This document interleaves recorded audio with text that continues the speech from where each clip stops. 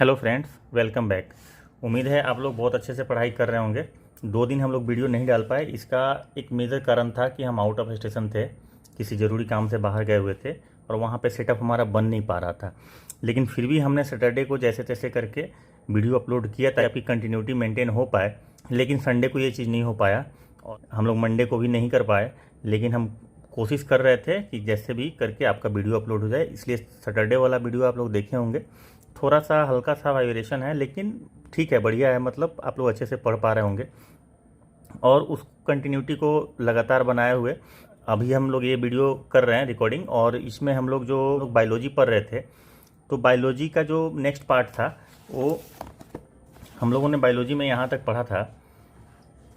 Digestive system हम लोगों ने सैटरडे को पढ़ा था, ठीक है। तो इसके आगे हम लोग सर्कुलेटरी सिस्टम पढ़ेंगे। तो बिना देरी किए हुए शुरू करते हैं। चूँकि हमें बायोलॉजी ख़त्म करने के बाद इकोनॉमिक्स भी करना है और बाकी भी चीज़ें करनी है। बहुत लोग का डिमांड आ रहा था मास्टर वीडियो बनाने का, वो भी करना है, तो उसमें थोड़ा टाइम लगेगा। पहले हम लोग सिलेबस कंप्लीट कर ले, उसके बाद क्वेश्चंस भी बनाने हैं। कुछ बुक और भी लाए हैं हम, जिससे कि आप लोग का प्रैक्टिस और बेहतर हो जाएगा। तो चलिए शुरू करते हैं इसको सर्कुलेटरी सिस्टम से। The discovery of blood circulation was done by William Harvey. William Harvey का बहुत नाम फेमस है। इन्होंने ब्लड का जो सर्कुलेशन का जो है ना थ्योरी, मतलब ब्लड सर्कुलेशन का जो कॉन्सेप्ट है, इसका डिस्कवरी इन्होंने किया था 1628 ईस्वी में।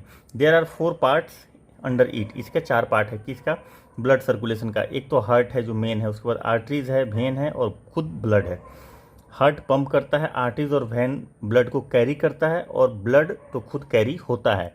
तो आर्टरीज में कौन सा ब्लड जाता है, तो आर्टरीज में जो ऑक्सीजनेटेड ब्लड्स होता है जो लंग्स से आता है और हार्ट उसको पंप करके अलग अलग ऑर्गन्स को और अलग अलग पार्ट्स ऑफ द बॉडी को भेजता है, अलग अलग अंग को भेजता है, तो वो आर्टरीज में ब्लड जाता है। और जब ब्लड वही जब वापस आता है हार्ट में और फिर लंग्स में जाता है, ताकि उसमें डीऑक्सीजनेटेड ब्लड होता है, नहीं कार्बन डाइऑक्साइड का ज़्यादा मात्रा होता है उसमें, तो उस ब्लड को कैरी करता है वेन। और हार्ट का काम होता है ब्लड को पंप करना। तो हार्ट 4 चेम्बर हार्ट होता है। हम लोग पहले ही क्लासिफिकेशन में पढ़ चुके हैं कि मैमल्स में 4 चेम्बर हार्ट होता है और हम लोग हायर एनिमल्स के बारे में पढ़ रहे हैं। तो 2 यूरिकल्स और 2 वेंट्रिकल्स होता है। तो पहले हार्ट से शुरू करते हैं। It remains safe in the pericardial membrane, मतलब हार्ट के चारों तरफ का जो आवरण होता है उसको पेरिकार्डियल मेम्ब्रेन बोलते हैं। तो याद रखेंगे कि हार्ट किस थैले में सुरक्षित रहता है, अगर ऐसा सवाल पूछता है तो पेरी मतलब चारों तरफ, मतलब उसके आवरण हो गया, और कार्डियल मतलब हार्ट। तो हार्ट के जो चारों तरफ मेम्ब्रेन है उसको पेरिकार्डियल मेम्ब्रेन बोलते हैं। Its weight is approximately 300 grams. Heart of the human is made of 4 chamber, 4 chamber का बना होता है आदमी का heart. At the anterior side, आगे वाले की तरफ, there is a right atrium and left atrium. आगे की तरफ होता है 2 यूरिकल होता है, जिसको एट्रियम सिंगल को एट्रियम बोलते हैं। एंड पोस्टेरियर साइड, पीछे की तरफ, heart has right ventricle and left ventricle, मतलब 2 वेंट्रिकल और 2 यूरिकल होता है। आगे की तरफ क्या होता है, एट्रियम होता है यानी यूरिकल होता है, और पीछे की तरफ वेंट्रिकल्स होता है। Between right atrium and right ventricle, अब उसके बीच में कनेक्शन होता है, ठीक है ना, उसमें वॉल्व होता है। उस वॉल्व का नाम ट्राइकस्पिड वॉल्व बोलते हैं।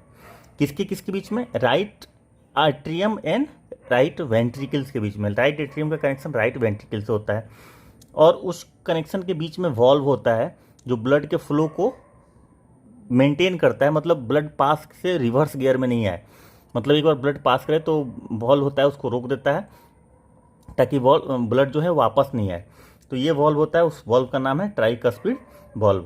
और लेफ्ट वाला के बीच में जो है, लेफ्ट एट्रियम और लेफ्ट वेंट्रिकल के बीच में, उसको बाइकस्पिड वॉल्व बोलते हैं।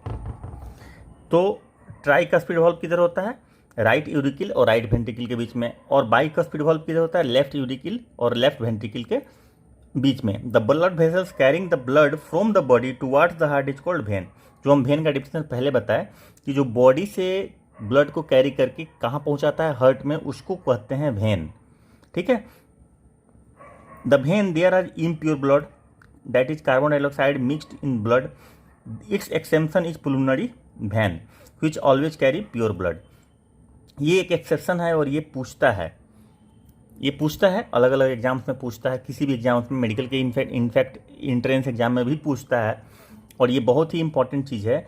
वेन का काम है, देखिए बेसिक कॉन्सेप्ट यही है कि वेन का काम है कि पूरे बॉडी से डीऑक्सीजनेटेड ब्लड, मतलब कि जिसमें ऑक्सीजन की मात्रा नहीं के बराबर होती है और कार्बन डाइऑक्साइड की मात्रा बहुत ज़्यादा होती है, तो पूरे बॉडी से कार्बन डाइऑक्साइड को जो कैरी करके हार्ट तक पहुंचाता है और उसके बाद लंग्स में जाता है, जहाँ पे एक्सचेंज हो जाता है कार्बन डाइऑक्साइड का ऑक्सीजन के साथ। तो ये जो हार्ट तक पहुंचाता है उसको वेन कहते हैं। ये यूनिवर्सल ट्रूथ है। और जो हार्ट से ऑक्सीजन वाला ब्लड को कैरी करके ले जाता है पूरे बॉडी में, पूरे सेल्स को, पूरे ऑर्गन्स को पहुंचाता है, उसको क्या बोलते हैं? उसको आर्टरीज बोलते हैं। ठीक है, ये यूनिवर्सल कॉन्सेप्ट है। लेकिन इसमें एक एक्सेप्शन, इनफैक्ट वेन और आर्टरीज दोनों में एक्सेप्शन है। एक पुलमनरी वेन होता है जो लंग से प्योर ब्लड को ले जाता है हार्ट के पास, तो उसको पुलमनरी वेन बोलते हैं। पुलमनरी मतलब होता है लंग्स, ठीक है, और वेन तो समझ रहे हैं, लेकिन वेन से यहाँ पे कंफ्यूज नहीं होना। वेन का मतलब हर जगह होता है डीऑक्सीजनेटेड ब्लड, लेकिन जब लंग्स से वेन के थ्रू जब जाता है हार्ट में ब्लड, ऑक्सीजन कैरिंग जो ब्लड होता है जिसमें ऑक्सीजन की मात्रा होती है, उस वेन को पुलमनरी वेन बोलते हैं। और ये ऑक्सीजन वाला ब्लड होता है, तो ये डीऑक्सीजनेटेड ब्लड नहीं होता है, ये इम्प्योर ब्लड नहीं होता है, ये प्योर ब्लड होता है, मतलब ऑक्सीजन वाला ब्लड। प्योर मतलब ऑक्सीजन वाला ब्लड होता है। तो ये एक एक्सेप्शन है, ये ऑलवेज कैरी प्योर ब्लड। ठीक है, उसी तरह से pulmonary vein carries blood from lungs to the left of atrium. कहाँ ले जाता है ये? लेफ्ट एट्रियम में, मतलब लेफ्ट यूरिकिल में ब्लड को ले जाता है पुलमनरी वेन। ठीक है, लंग से निकला और लेफ्ट यूरिकिल में ले गया। It carry pure blood, that is deoxygenated blood. The main blood vessels carrying the blood from the heart towards the body is called aorta. ये मोटा वाला सबसे मोटा वेन होता है जो हार्ट से निकलता है और ऑक्सीजनेटेड ब्लड को, main blood vessel carrying the blood from the heart towards the body is called aorta. ये भी पूछता है कि जो मेन वेसल होता है, जो ब्लड वेसल होता है, जो कि ब्लड कैरी करता है हार्ट से बॉडी पार्ट्स के तरफ ले जाता है, उसको क्या बोलते हैं? तो ओर्टा बोलते हैं। याद रखिएगा, this is the largest artery found in, ये सबसे बड़ा होता है आर्टरी पूरे बॉडी में। ठीक है, तो यहाँ पे ये क्लियर हो गया कि ऑक्सीजनेटेड ब्लड कैरी करता है आर्टरीज और डीऑक्सीजनेटेड ब्लड कैरी करता है वेन्स। लेकिन एक्सेप्शन है कि पुलमनरी वेन जो होता है वो ऑक्सीजनेटेड ब्लड लंग्स से लेके हार्ट तक पहुंचाता है। और लंग्स से जब हार्ट में जाता है तो हार्ट में कहाँ जाता है? तो ये भी सवाल पूछता है कि लंग्स से जब हार्ट में जाता है तो हार्ट में वो लेफ्ट यूरिकिल्स में जाता है। लेफ्ट एट्रियम लिखा है ना, लेफ्ट यूरिकिल में जाता है। ठीक है, तो ये हो गया। उसके बाद arteries carries blood from the heart to the different part of the body. Heart से different part of the body में जाएगा तो कैसा ब्लड जाएगा? ऑक्सीजन वाला ब्लड, प्योर ब्लड जाएगा। In arteries there are pure blood, that is oxygenated blood. It's only exception is pulmonary arteries. अब artery का भी एक्सेप्शन है, जैसे कि हार्ट से लंग से हार्ट में जाता है तो पुलमनरी वेन होता है जो ऑक्सीजन वाला ब्लड को लंग से हार्ट में पहुंचाता है। ठीक है, उसी तरह से डीऑक्सीजनेटेड ब्लड जो हार्ट से लंग में डाल जाता है उसको पुलमनरी आर्टरीज बोलते हैं। तो ये एक एक्सेप्शन है। तो pulmonary arteries carry oxygen from right ventricle to the lungs, it carry impure blood. तो ये इम्प्योर ब्लड कैरी करता है क्या? Pulmonary arteries carry blood from right ventricles to the lungs. ठीक है, अब पुलमनरी आर्टरीज कहाँ आ रहा था? लेफ्ट वेंट्रिकल में आ रहा था, लेफ्ट यूरिकल्स में आ रहा था। ठीक है, और ये ब्लड कहाँ से जा रहा है? राइट वेंट्रिकल से निकल रहा है। ठीक है, तो लेफ्ट यूरिकल में घुसता है ब्लड, उसके बाद लेफ्ट वेंट्रिकल में जाता है, वहाँ से फिर बॉडी का, पूरे बॉडी में ओर्टा के थ्रू सप्लाई होता है ब्लड, ऑक्सीजनेटेड ब्लड। और जो आता है इम्प्योर ब्लड, ठीक है, तो इम्प्योर ब्लड वो लेफ्ट यूरिकल में आता है और लेफ्ट यूरिकल से निकल के लंग्स में जाता है। तो ये इम्प्योर ब्लड हो गया। इसको मैं समझने के लिए छोटा सा एक फिगर बनाया हूँ, इसको रेफरेंस की तरह यूज कीजिए। ये लंग्स है अगर, और ये हार्ट है। ये जो फोर्थ चैम्बर हमने बनाया है ये हार्ट है। ये डिज़ाइन ऐसा नहीं होता है, मैंने समझने के लिए बना दिया। ये ऊपर वाला राइट यूरिकल है और ये आरबी राइट वेंट्रिकल है, ये लेफ्ट यूरिकल है, लेफ्ट वेंट्रिकल है, ठीक है। तो ये जो आ रहा है ये पुल्मोनरी वेन हो गया।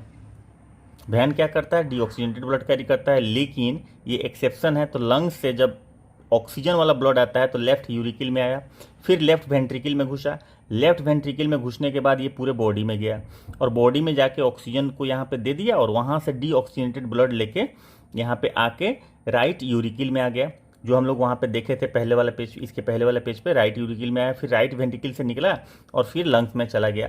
तो ये एक बेसिक समझने के लिए हम आपको फिगर बना दिए हैं, रफ स्केच बना दिए हैं ताकि आपको थोड़ा समझ में आ जाए।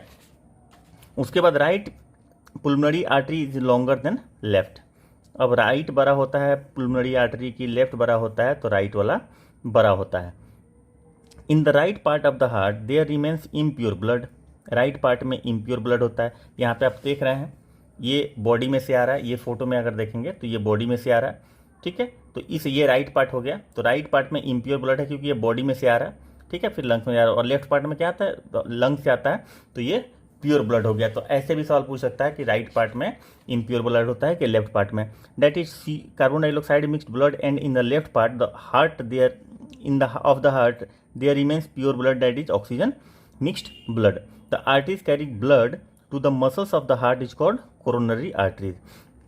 अब हार्ट पंप करता है लेकिन हार्ट को भी ब्लड चाहिए सप्लाई ना, तो वो किस चीज़ में लेता है, तो कोरोनरी आर्टरीज उनको बोलते हैं, जिसमें हार्ट के मसल्स को ब्लड जो सप्लाई होता है वो किस आर्टरीज से होता है, तो उसका नाम है कोरोनरी आर्टरीज। ये भी सवाल पूछता है कि हार्ट के मसल्स को ब्लड किस से उस आर्टरी से सप्लाई होता है, तो कोरोनरी आर्टरीज होता है। Any type of hindrance in it causes heart attack. तो कोरोनरी आर्टरी में अगर कोई प्रॉब्लम आता है तो हार्ट में ब्लड की सप्लाई रुक जाती है और हार्ट अटैक होता है। तो ये मोटा मोटी सर्कुलेशन आपका यही है और यही सवाल बनता है जो बन सकता है यहाँ पे। उसके बाद कोर्स ऑफ सर्कुलेशन देखिए, mammals have force double circulation. Double circulation इसी आता है कि ये 2 बार सर्कुलेट करता है लंग से हार्ट में, हार्ट से मतलब 2 चेम्बर है। देखिए it means blood have to crush 2 times from heart before circulating through the body. Right atrium receive impure blood. Right में इम्प्योर ब्लड आता है बॉडी से, from the body which goes into right ventricle. Right atrium से right ventricle में जा रहा है, ठीक है। From there blood went into pulmonary arteries. Pulmonary artery के थोड़ा होते हुए ये नीचे वाला जो है पुल्मोनरी आर्टरीज के थ्रू होते हुए, ठीक है, और ये जाता है कहाँ जाता है, which carry lungs which carry it to the lung for purification के लिए। After purification it is collected by the pulmonary vein, ऊपर वाला जो हम बनाए थे फोटो में, which bring it back to heart, फिर से वो हार्ट में लाता है। In the left atrium auricles जिसको बोलते हैं, from atrium it went into left ventricle, नीचे जाता है। Now this purified blood is sent into aorta for different organ, ठीक है। तो वेंट्रिकल से नीचे चला गया और उसके बाद ओटा वहाँ से निकलता है जो सबसे लार्जेस्ट आर्टरी होता है बॉडी का, और वहाँ से फिर डिफरेंट बॉडी पार्ट में चला जाता है। इसीलिए 2 बार ब्लड का सर्कुलेशन हार्ट में होता है, तो डबल सर्कुलेशन इसको बोलते हैं। This circulation is done is a cardiac cycle. ये सर्कुलेशन को ही कार्डियक साइकिल बोलते हैं। Cardiac cycle, this circulation is done is a cardiac cycle. Cardiac cycle rhythmic systole contraction, systole मतलब कॉन्ट्रैक्शन होता है, एंड डायस्टोल मतलब रिलैक्सेशन मतलब relax करता है। कॉन्ट्रैक्ट करना मतलब सिकुड़ना, रिलैक्स करना मतलब फ्री होना। Of uracil and ventricle constitute, uracil और वेंट्रिकल कॉन्ट्रैक्शन एंड रिलैक्सेशन को ही कार्डियक साइकिल बोलते हैं। तो ये पूछता है कि कार्डियक साइकिल का मतलब क्या होता है। Heart beat, heart keep beating rhythmically throughout the life. There is a node from which contraction of heart originate known as S A node, ठीक है, एस-ए नोड बोलते हैं। सिनोआर्ट्रियल नोड इसको बोलते हैं। तो ये ओरिजिनेट करता है, यहीं से ओरिजिनेट होता है क्या, कॉन्ट्रैक्शन इन द हार्ट। अब सिनोआर्ट्रियल नोड इसको बोलते हैं, जैसे हमने पहले बात किया। It is a specialised area of cardiac muscles, cardiac muscles के अंदर होता है। इन द राइट यूरिकल, कहाँ होता है, राइट यूरिकल्स में होता है, जहाँ पे इम्प्योर ब्लड बॉडी से आता है। S A node, sinoatrial node is also known as pacemaker. इसी को पेस मेकर बोलते हैं, जो बोलते हैं ना पेस मेकर लगाना है तो राइट यूरिकल में पेस मेकर या राइट एट्रियम में पेस मेकर लगता है। तो ये भी पूछ सकता है कि पेस मेकर कहाँ लगता है, ठीक है। लेकिन क्या है पेसमेकर का दूसरा नाम क्या है, तो सिनोएट्रियल नोड है नाम। It as it generate each wave of cardiac impulse, यहीं से वेव जनरेट होता है, मतलब इलेक्ट्रिकल इम्पल्स जनरेट होता है जिससे कॉन्ट्रैक्शन और रिलैक्सेशन होता है। उसके बाद आता है एवी नोड, एट्रियोवेंट्रिकुलर नोड।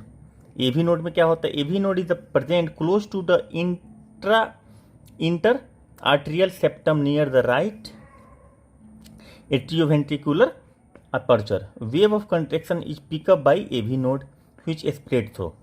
ठीक है, तो जनरेट कौन करता है, एसे नोड, और स्प्रेड कौन करता है, एवी नोड। ठीक है, wave of excitation is picked up by AV node which spread through AV bundle muscles of fiber present on interarterial septum as well as interventricular septum। तो ये पूरे पे स्प्रेड कर देता है किस चीज़ को, वेव को स्प्रेड करता है। उसके बाद आर्टिफिशियल पेसमेकर आता है। तो when S A node becomes defective और damaged the cardiac impulse do not generate. Cardiac माने हार्ट में जो इम्पल्स है वो जनरेट नहीं होता है। This can be cured by surgical grafting of artificial pacemaker and electric device in the chest of the patient. It stimulate the heart electrically at regular interval। तो ये आर्टिफिशियल पेसमेकर जो होता है वो लगाया जाता है बॉडी में, जैसे कहा नहीं जाता है कि पेसमेकर किसी को लगा है, कोई पेशेंट को जिसका हार्ट प्रॉपर काम नहीं कर रहा है, तो ये होता है आर्टिफिशियल। उसके बाद systole and diastole of the heart are collectively called heart beat. ये दोनों को एक साथ मिला के हार्ट बीट बोलते हैं। In the normal condition heart beat of human 72 times in a single beat it pumps approximately 50 से 80 ml ब्लड। एक बीट में लगभग सिंगल बीट में 50 से 80 ml ब्लड पंप होता है, और एक मिनट में ये हार्ट जो है बीट करता है 72 टाइम्स। तो ये याद रखेंगे कि ये इंपॉर्टेंट है, ये पूछता है कि एक बीट में कितना ब्लड पंप होता है। और सिस्टोल और डायस्टोल मिला के हार्ट बीट किसे बोलते हैं, तो सिस्टोल और डायस्टोल को एक साथ हार्ट बीट बोलते हैं, और 72 टाइम्स एक मिनट में हार्ट धड़कता है। उसके बाद आपका आ जाता है blood pressure of normal human is 120/80। Systolic 120 होता है और डायस्टोलिक 80 होता है। Blood pressure is measured by sphygmomanometer. याद रखिएगा ब्लड प्रेशर किस चीज़ से नापा जाता है, ये सवाल पूछता है। और thyroxine and adrenaline are the hormone which independently control heart beat. Thyroxine और एड्रीनालिन को इमरजेंसी हार्मोन भी बोलते हैं। हम लोग आगे देखेंगे जब इंडोक्राइन सिस्टम पढ़ेंगे, तो एड्रीनालिन जब इमरजेंसी में एक्सीडेंट हो जाए या चोट लग जाए या डर हो बहुत ज़्यादा या बहुत ज़्यादा खुशी, तो एड्रीनालिन का सिक्रीशन होता है, इमरजेंसी हार्मोन इसको बोलते हैं। तो ये इंडिपेंडेंटली हार्ट बीट को कंट्रोल करता है। CO2 present in blood accelerate heart beat by reducing pH। तो CO2 अगर ब्लड में बढ़ जाता है तो हार्ट बीट को बढ़ाता है घटाता है, तो हार्ट बीट को बढ़ा देता है। कैसे कि pH ब्लड का रिड्यूस हो जाता है, CO2 होने की वजह से pH ब्लड का रिड्यूस हो जाता है, तो हार्ट बीट बढ़ जाता है। याद रखेंगे, बहुत इंपॉर्टेंट पॉइंट है। उसके बाद चलते हैं आगे।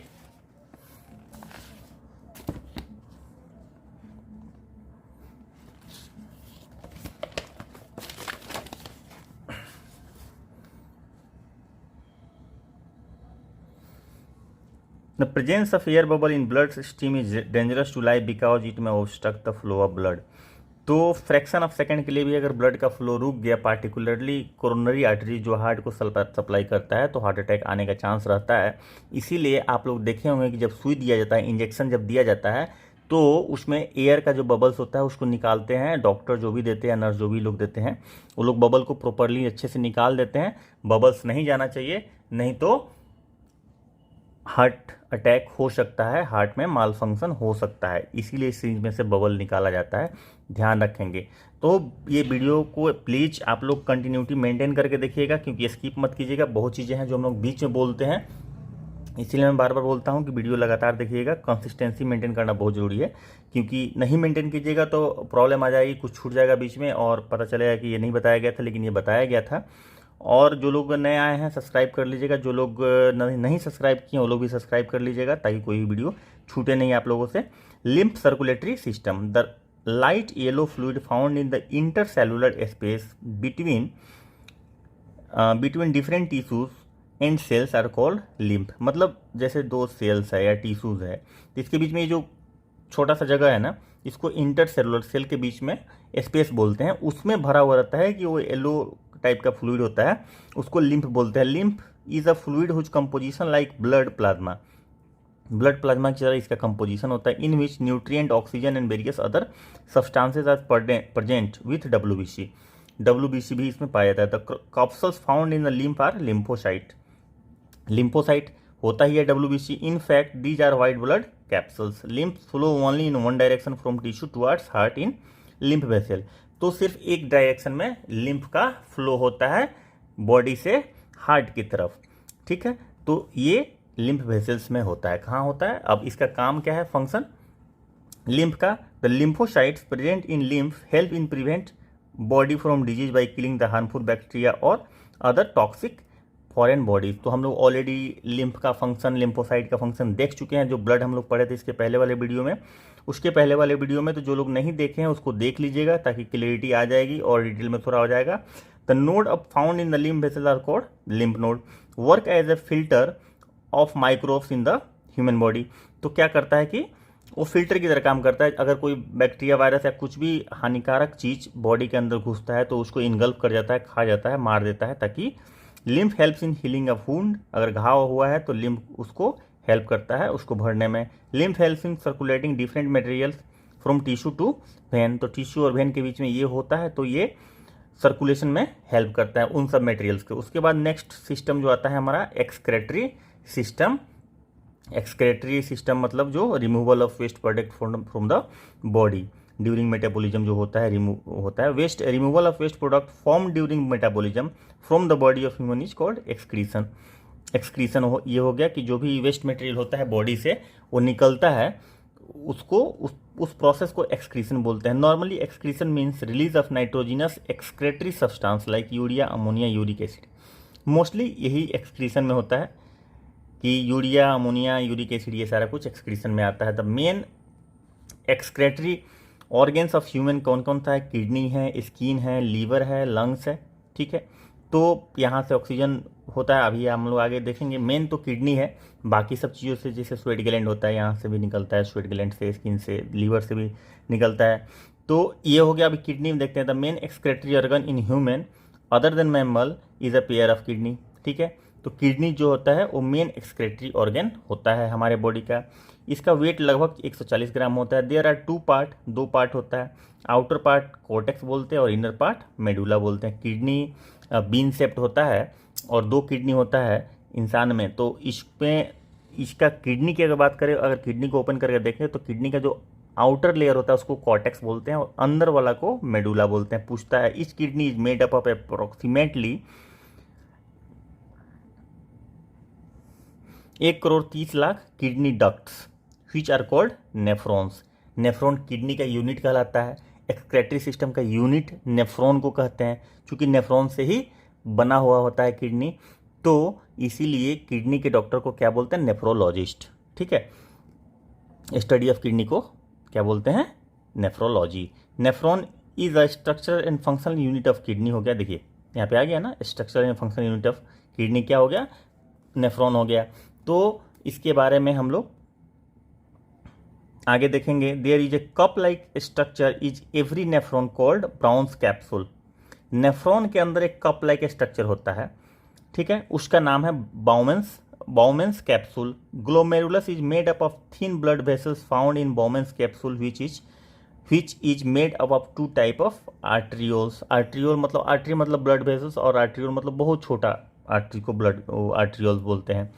एफरेंट आर्ट्रियोल और afferent. Efferent which carry blood from the glomerulus, जो blood carry blood to the glomerulus. Glomerulus को जो ब्लड पहुंचाता है जो आर्टरी, उसको एफरेंट बोलते हैं। और by which blood is taken out of glomerulus. Blood जब ग्लोमेरुलस घुस रहा है वो किसके थ्रू घुसेगा? एफरेंट आर्ट्रियोल के थ्रू। और जहां से निकलेगा वो किससे निकलेगा? एफरेंट आर्ट्रियोल के through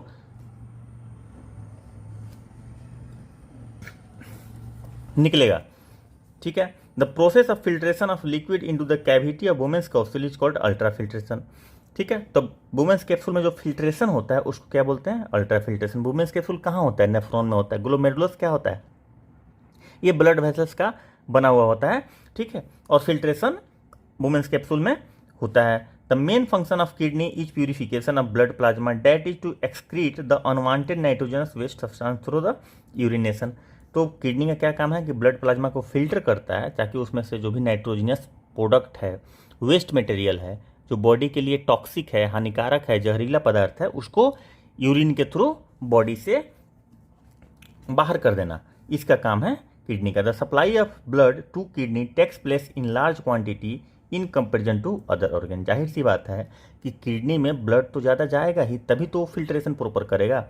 in the kidney average 125 ml per minute blood is filter, that is 180 litre per day.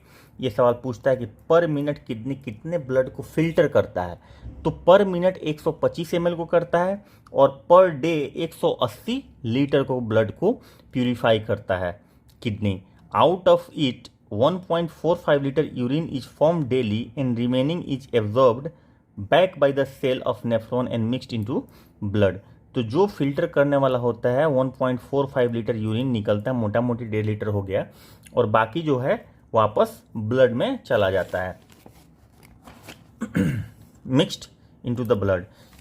उसके बाद आता है urine is aqueous solution of which 95% water होता है। अदर कंस्टिट्यूएंट क्या होता है? Urea, uric acid, chloride, sodium, potassium, creatinine, organic, inorganic compound. Creatinine का क्वांटिटी बढ़ता है तो ये माना जाता है कि किडनी का फंक्शन कमजोर हो गया है। The colour of urine is light yellow, ये भी पूछता है, ड्यू टू प्रेजेंस ऑफ यूरोक्रोम्स। ये याद रखिएगा, यूरोक्रोम्स की वजह से लाइट येलो कलर का यूरिन का कलर होता है। Urochrome is formed by dissolution of haemoglobin, तो हीमोग्लोबिन के डिसोल्यूशन से यूरोक्रोम का फॉर्मेशन होता है। तो ये आपका यहाँ तक किडनी के बारे में हो गया। इसके बाद क्या है? The correct sequence of organs that occurs in the path of urine flow in human body is kidney, ureter, urinary bladder, urethra. यहाँ से बाहर निकल जाता है, ठीक है। तो किडनी से जुड़ा हुआ रहता है यूरेटर, ये पाइप है एक तरह से। तो किडनी से जो फिल्टर होता है यूरिन, यूरेटर के थ्रू होते हुए यूरिनरी ब्लडर में जाता है, और यूरिनरी ब्लडर से यूरेथ्रा जुड़ा होता है, इसके थ्रू बॉडी से ड्रेन आउट हो जाता है। यूरिन एसिडिक होता है, ये भी पूछता है सवाल। इसका pH 6 रहता है, मतलब स्लाइटली एसिडिक हुआ। इसका pH कितना रहता है? 6 होता है। The stone formed in kidney is made of calcium oxalate, ये भी पूछता है जी किडनी में जो स्टोन होता है वो किस चीज़ का बना होता है? तो कैल्शियम ऑक्जेलेट का बना होता है। अब आइए स्किन अब कैसे काम करता है? एक्सक्रेटरी ऑर्गन की तरह कैसे काम करता है? Oil gland and sweat gland found in the skin respectively secret sebum and sweat. Oil gland जो है सेबम सेक्रेट करता है और स्वेट सेक्रेट करता है क्या? स्वेट ग्लैंड सेक्रेट करता है स्वेट ग्लैंड सेक्रेट करता है स्वेट, और ऑयल ग्लैंड सेक्रेट करता है sebum. Liver cells play the main role in excretion by converting more and more amino acid and ammonia of blood into urea। तो ये amino acid ammonia को urea में convert करने का काम कौन करता है? तो ये लीवर करता है। लंग्स कैसे करता है भाई एक्सक्रेटरी ऑर्गन की तरफ?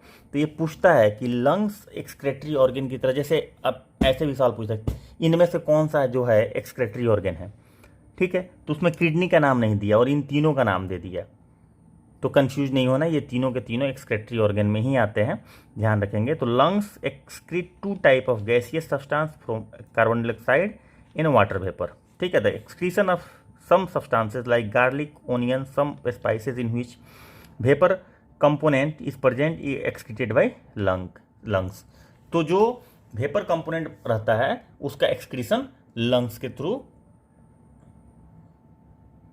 होता है, ठीक है। अब इसमें different animals and excretory part क्या है? तो यूनिसेलुलर एनिमल में बाई डिफ्यूजन होता है, बॉडी सरफेस के थ्रू ही हो जाता है, जो हम लोग ऑलरेडी पढ़ चुके हैं। जो लोग नहीं देखे होंगे पहले वाला वीडियो देख लीजिएगा, उसमें पता चल जाएगा। एनिमल्स ऑफ पोरीफेरा, फाइलम, पोरीपाई, जनरल बॉडी सरफेस, इसमें भी ये भी हम लोग कर चुके हैं। Coelenterates direct by cell, flatworm flame cell से होता है। ये पूछता है फ्लैट वार्म में किससे होता है, याद रखिएगा फ्लैम सेल से होता है। ये चीज़ हम लोग डिस्कस कर चुके हैं ऑलरेडी क्लासिफिकेशन में, तो उसको आप लोग देख लीजिएगा जो लोग नहीं देखे हों, और जो नए आए हैं पक्का सब्सक्राइब कर लीजिएगा भाई, क्योंकि आप लोगों से यही एक्सपेक्टेशन है कि कंसिस्टेंसी मेंटेन कीजिए और सब्सक्राइब कीजिए, लोगों को, अपने फ्रेंड्स को सब ये क्या बोलते हैं, शेयर कीजिए ताकि उनके साथ आप डिस्कस कर सकें। शेयर कीजिए, उनको भी बोलिए देखने के लिए और डिस्कस करेंगे, आपका नॉलेज लेवल बढ़ेगा। मतलब जो रिटेनिंग कैपेसिटी हो ना, एनालिटिकल कैपेसिटी बढ़ेगा। और पढ़ाने का मतलब डिटेल का ये पर्पस सिर्फ और सिर्फ ये पर्पस है कि आपका कॉन्सेप्ट क्लियर हो, क्योंकि कॉन्सेप्ट क्लियर रहेगा फिर हम आप लोगों को इतना एमसीक्यू करवा देंगे कि फिर कोई प्रॉब्लम ही नहीं आने वाली है। हम तो ये सोच के भी लाए हैं, क्वेश्चन बैंक भी नया वाला रिसेंट वाला क्वेश्चन बैंक लाए हैं, जिसमें हम दिखाएंगे आप लोगों को। ये जब बायोलॉजी ख़त्म हो जाएगा तो हम देख रहे हैं कि दिखाएंगे इसमें हम लोग कि जो क्वेश्चन पूछा गया है बायोलॉजी का सारा हम लोग डिस्कस किए हैं, और इनफैक्ट उससे बहुत ज़्यादा डिस्कस किए हैं, ताकि अब जो पूछा है वो तो पूछेगा नहीं, ठीक है। उसमें एक आध क्वेश्चन हो सकता है पूछने, लेकिन वो रेयर चांस है। लेकिन जो नहीं पूछा है उसको जो हम लोग डिस्कस किए तो उस तरह का सवाल बनेगा आपसे, और हम श्योर है कि आप अगर अच्छे से सारा का सारा वीडियो देखिएगा तो क्वेश्चन छूटने का चांस ही नहीं है। लेकिन कंसिस्टेंसी मेंटेन करना पड़ेगा, वीडियो बीच में स्किप नहीं कीजिएगा। ऑर्थ्रोपोड का होता है मल्पीगियन ट्यूब्यूल्स, ये भी डिस्कस कर चुके हैं हम लोग। क्रूस्टेशियन का होता है एंटीनल ग्लैंड, ये भी कर चुके हैं। मुलस्का का होता है यूरिनरी ऑर्गन, और वर्टिब्रेट में मेनली किडनी होता है। तो ये हो गया। उसके बाद हीमोडायलिसिस। डायलिसिस का नाम आप लोग सुने होंगे कि फलना का डायलिसिस हो गया, ठमकाना का डायलिसिस हो गया। वो इसलिए होता है कि जब किडनी ब्लड को फिल्टर नहीं कर पाता है तो बाहर किडनी की तरह एक मशीन लगाया जाता है ताकि उसका फिल्ट्रेशन का काम कर सके किडनी की जगह पे। Process of removal of excess urea from the blood of patient is by using, क्या यूज करके, आर्टिफिशियल किडनी। तो मशीन की तरह एक होता है, वो पूरे बॉडी का खून एक तरह से उस मशीन में जाता है, फिर एक दूसरे लाइन से के थ्रू बॉडी में उसको सप्लाई किया जाता है। तो एक चेन की तरह काम करता है, किडनी की तरह काम करता है। ये होमोडायलिसिस या सिंपल भाषा में डायलिसिस कहा जाता है। उसके बाद आता है नर्वस सिस्टम। नर्वस सिस्टम में under this system thin thread like nerves are spread throughout the body. Nerves हम लोग जानते हैं कि पूरे बॉडी में फैला हुआ। After receiving information of environmental changes from sensitive organ it spread them speedly like electrical impulse and establish working and coordinating among different organ. तो हम लोग जो उंगली से छूते हैं, आँख से देखते हैं, या पलक झपक जाता है तेज लाइट में, या धूल उठता है, तो या अचानक से कोई मक्खी आती है तो हम लोग आराम से रिस्पॉन्स करते हैं। तो ये सब कुछ नर्वस सिस्टम के थ्रू कंट्रोल होता है, ब्रेन के थ्रू कंट्रोल होता है। ब्रेन के पास सिग्नल जाता है और सिग्नल वो इतना फास्ट होता है, इलेक्ट्रिक इम्पल्स की तरह सिग्नल जाता है और वो इस तरह से काम करता है। Nervous system of human is divided into 3 part, 3 part में डिवाइड किया गया है। Central nervous system, peripheral nervous system और ऑटोनोमिक नर्वस सिस्टम। अब सेंट्रल नर्वस सिस्टम में क्या है?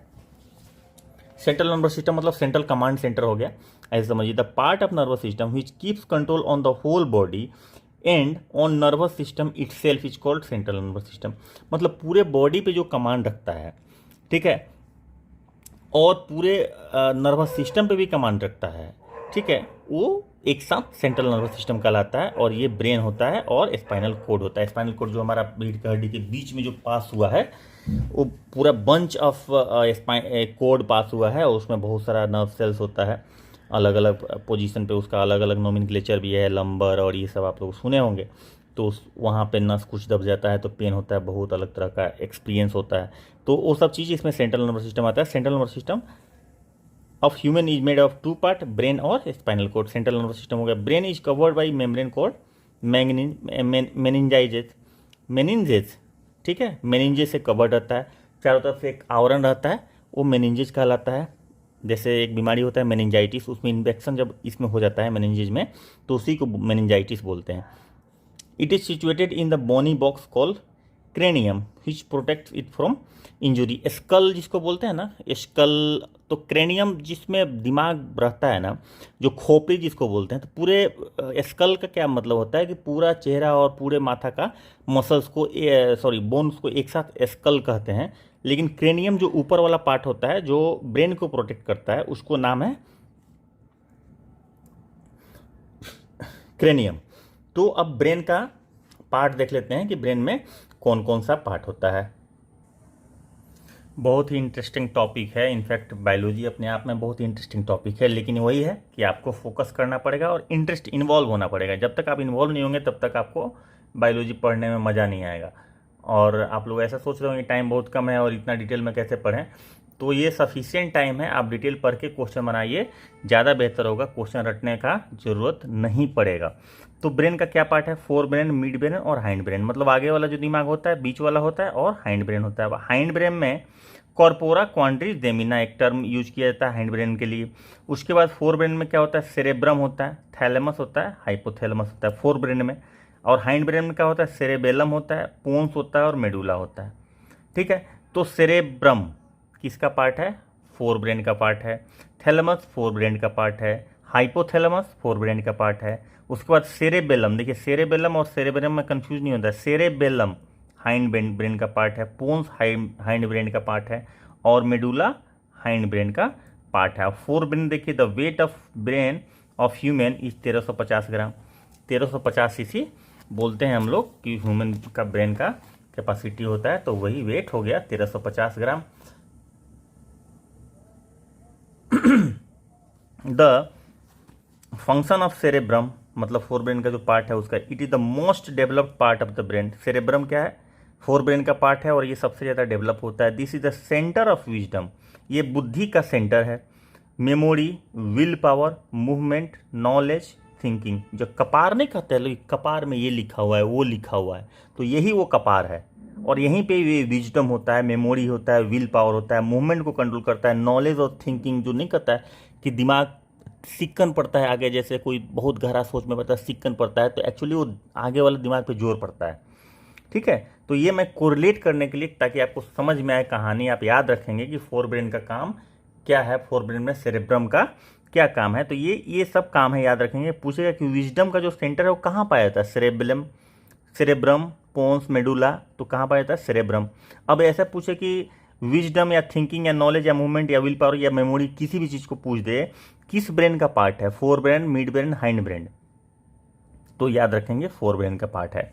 The analysis and coordination of muscles movement receive from the sense organ, ये भी इसका काम है।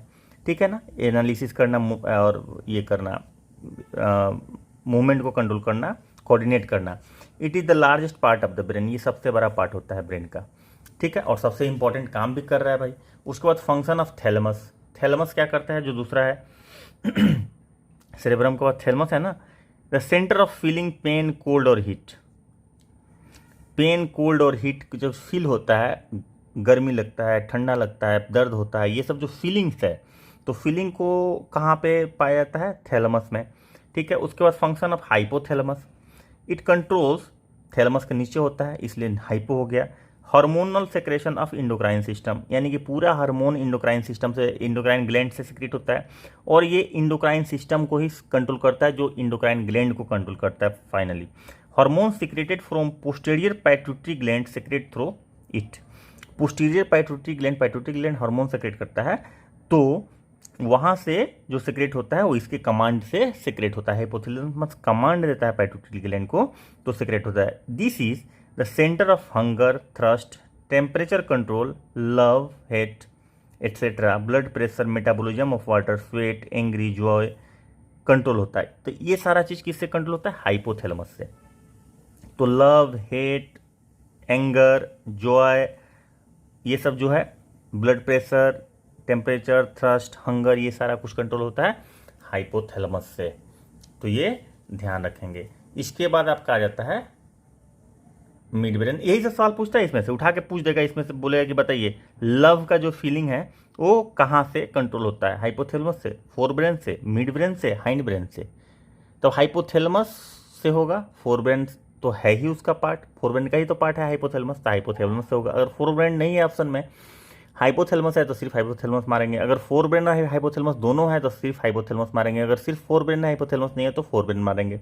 तो इस तरह से आपको समझ के जाइएगा, तो आपसे क्वेश्चन नहीं छूटेगा। नहीं तो एमसीक्यू सिर्फ आप कीजिएगा, सिर्फ एमसीक्यू, तो एक क्वेश्चन आपको मिल जाएगा कि हाइपोथैलेमस से ये होता है, आप याद कर लिए। अब वहाँ पे पूछ दिया fore brain, mid brain, hind brain, अब आप कंफ्यूज होते रहिए, तो याद नहीं रहेगा। तो इसलिए मैं कोशिश करता हूँ कि डिटेल हम लोग थोड़ा सा करके चलें। मिड ब्रेन में क्या है? कॉर्पोरा क्वाड्रिजेमिना को बोलते हैं। This is the centre of control on vision and hearing power. तो मिड ब्रेन जो है वो विजन और हियरिंग पावर को कंट्रोल करता है। उसके बाद हाइंड ब्रेन में सेरेबेलम था, और फोर ब्रेन में क्या था? सेरेब्रम था। Cerebrum largest part of the brain होता है। ठीक है, हाइंड ब्रेन में चले आए तो अब फंक्शन में क्या है? Cerebellum, is somewhat at the back of head, थोड़ा सा पीछे रहता है दिमाग, मतलब कंधा से थोड़ा सा ऊपर। Consist of two cerebellar hemisphere like cerebrum. It is voluntary centre of coordination of muscular body movement and maintenance of posture, keeping body in balance. It is the second largest part. First largest part क्या है? Cerebrum, ठीक है। Second largest part क्या है? Cerebellum. ये क्या control करता है? तो कोऑर्डिनेट करता है, वॉलंटरी, जो इच्छा से जो कंट्रोल होता है बॉडी का जो भी पार्ट, उसको ये कंट्रोल करता है, वॉलंटरी, इच्छा से जो होता है। और ये बॉडी पोस्चर को भी मेंटेन करता है, मतलब कैसे खड़ा हो रहा है उसका बैलेंस करवाना, ये सब चीज़ ये कंट्रोल करता है। उसके बाद नेक्स्ट आता है हाइंड ब्रेन में pons. It is a bridge carrying ascending and descending tracts between brain and spinal cord. अब ब्रेन जहाँ खत्म होता है पीछे कंधे के पास, वहाँ से शुरू होता है स्पाइनल कोड। तो स्पाइनल कोड और ब्रेन के बीच में ये ब्रिज का काम करता है। उसके बाद आ जाता है मेडुला। तो मेडुला का क्या काम है? It is a posterior most part of the brain and continuous into the spinal code. Brain का जो सबसे लास्ट वाला पार्ट है उसको मेडुला बोलते हैं, ठीक है ना। और ये कनेक्ट करता है, स्पाइनल कोड में कंटिन्यू होता है। It connects the end communicate the brain with spinal cord. Spinal cord से कनेक्शन मेंटेन करता है। क्या कौन सा करता है? तो मेडुला करता है। तो स्पाइनल कोड से दिमाग का कनेक्शन जो है वो कौन सा ब्रेन का पार्ट करता है? सेरेब्रम करता है, फोर ब्रेन करता है, हाइंड ब्रेन करता है, हाइंड ब्रेन करता है। अगर ये ऑप्शन है तो उसमें भी मेडुला अगर पूछ दिया, पोन्स पूछ दिया, सेरेब्रम पूछ दिया तो मेडुला करता है। It contains cardiac, respiratory and vasomotor centre that control complex activities like heart action, respiration, coughing, sneezing, ये सारा कुछ मेडुला कंट्रोल करता है। Brain of the human is situated in the cranium which protects it from external injury. Brain is covered with membrane of meninges. ये तो हम लोग already देख चुके हैं। उसके बाद ECG, इलेक्ट्रोकार्डियो, EEG, अच्छा ये EEG इलेक्ट्रोइसेंसिफेलोग्राफी है। Electroencephalography is done to known the function of brain. ECG कहाँ होता है भाई? तो हार्ट के फंक्शन को चेक करने के लिए ECG होता है, इलेक्ट्रोकार्डियोग्राफी या ग्राम बोलिए। और EEG जो होता है इलेक्ट्रो इसेंसिफेलोग्राफी या इसेंसिफेलोग्राम, ये होता है ब्रेन के एक्टिविटीज को या फंक्शन को चेक करने के लिए कि whether it is working properly और नॉट। उसके बाद आ जाता है स्पाइनल कोड। तो स्पाइनल कोड मतलब हम लोग क्या पढ़ रहे थे? सेंट्रल नर्वस सिस्टम, और सेंट्रल नर्वस सिस्टम में ब्रेन और स्पाइनल कोड होता है, और स्पाइनल कोड हम लोग अभी देखेंगे, ठीक है। उसके बाद स्पाइनल कोड के बाद हम लोग देखेंगे, क्या देखेंगे? पेरिफेरल नर्वस सिस्टम, उसके बाद ऑटोनोमिक नर्वस सिस्टम, ये सब आएगा। तब ये स्पाइनल कोड में क्या है? The posterior region of medulla oblongata form the spinal cord, जो पीछे पूरे रीढ़ के हड्डी के बीच में होता है। इट मेन फंक्शंस क्या होता है? Coordinate and control the reflex action. कौन कंट्रोल करता है रिफ्लेक्स एक्शन? पलक झपक जाता है अचानक से, कुछ सामने आ जाता है तो, या फिर छींक आ जाता है, ये भी रिफ्लेक्स एक्शन है, ठीक है। तो ये सब चीज़ कौन कंट्रोल करता है? ये सब चीज़ कंट्रोल करता है स्पाइनल कोड, यहाँ से कंट्रोल होता है। तो रिफ्लेक्स सेंटर का काम करता है ये, ठीक है ना। कोई भी ऐसा चीज़ जिस पे बॉडी का हमारा खुद का कंट्रोल नहीं होता, मेरे कंट्रोल से नहीं होता, छींकना मेरे कंट्रोल से नहीं आता, ऑटोमेटिक छींकाता है। हार्ट बीट जो धड़कता है वो मेरे कंट्रोल से नहीं धड़कता, ऑटोमेटिक धड़कता है, ठीक है। तो वो सब चीज़ कौन कंट्रोल करता है? ठीक है, तो ये कंट्रोल करता है ये spinal cord. It carry impulse coming out of brain, दिमाग से जो इम्पल्स निकलता है उसको ये कैरी करता है। Reflex action was first discovered by scientist Marshall Hall. तो रिफ्लेक्स एक्शन क्या है? रिफ्लेक्स एक्शन वही है जो आपके कंट्रोल में नहीं होता है, वो किसी स्टिमुली के अगेंस्ट में इनवॉलंटरी एक्शन है बॉडी का। मतलब अगर कोई भी स्टिमुली आता है, मतलब कोई भी स्टिमुलस आता है, कोई भी, जैसे मान लीजिए कोई पथिंगा आ गया आपके आँख के सामने, अचानक आँख बंद हो जाता है, चाहे कुछ अचानक से गुजर गया तो आप अचानक से आँख मीच लेते हैं, तो वो रिफ्लेक्स एक्शन है, ठीक है। तो वो रिफ्लेक्स एक्शन कंट्रोल होता है स्पाइनल कोड से, और इस रिफ्लेक्स एक्शन को जो ढूंढा था वो मार्शल हॉल ने पहली बार ढूंढा था। अब आ जाइए पेरिफेरल नर्वस सिस्टम। हम लोग अभी सेंट्रल नर्वस सिस्टम खत्म किए, उसके बाद पेरिफेरल नर्वस सिस्टम, फिर ऑटोनोमिक नर्वस सिस्टम। तो peripheral nervous system is made up of nerve cell arising from brain and spinal cord. अब ये तो सेंट्रल नर्वस सिस्टम हो गया कि दिमाग, और स्पाइनल कोड हो गया सेंट्रल नर्वस सिस्टम। अब इससे जो नर्व्स निकला हुआ है और बॉडी में जो फैला हुआ है, ठीक है, वो पेरीफेरी नर्वस सिस्टम में आता है। This is called cranial and spinal nerves respectively. जो दिमाग से नर्व्स निकला हुआ है और अलग अलग बॉडी पार्ट में, उसको क्रेनियल बोलते हैं। क्रेनियम जिसमें दिमाग बैठा हुआ है, सुरक्षित है, और स्पाइनल नर्व्स बोलते हैं जो स्पाइन से निकलता है। There are sensory, motor and mixed nerves. इसमें सेंसोरी भी नर्व्स होता है, मोटर नर्व होता है और मिक्स्ड नर्व्स होता है। ठीक है, तो there are 12 pair of cranial nerves और 31 pair of spinal nerves found in human body.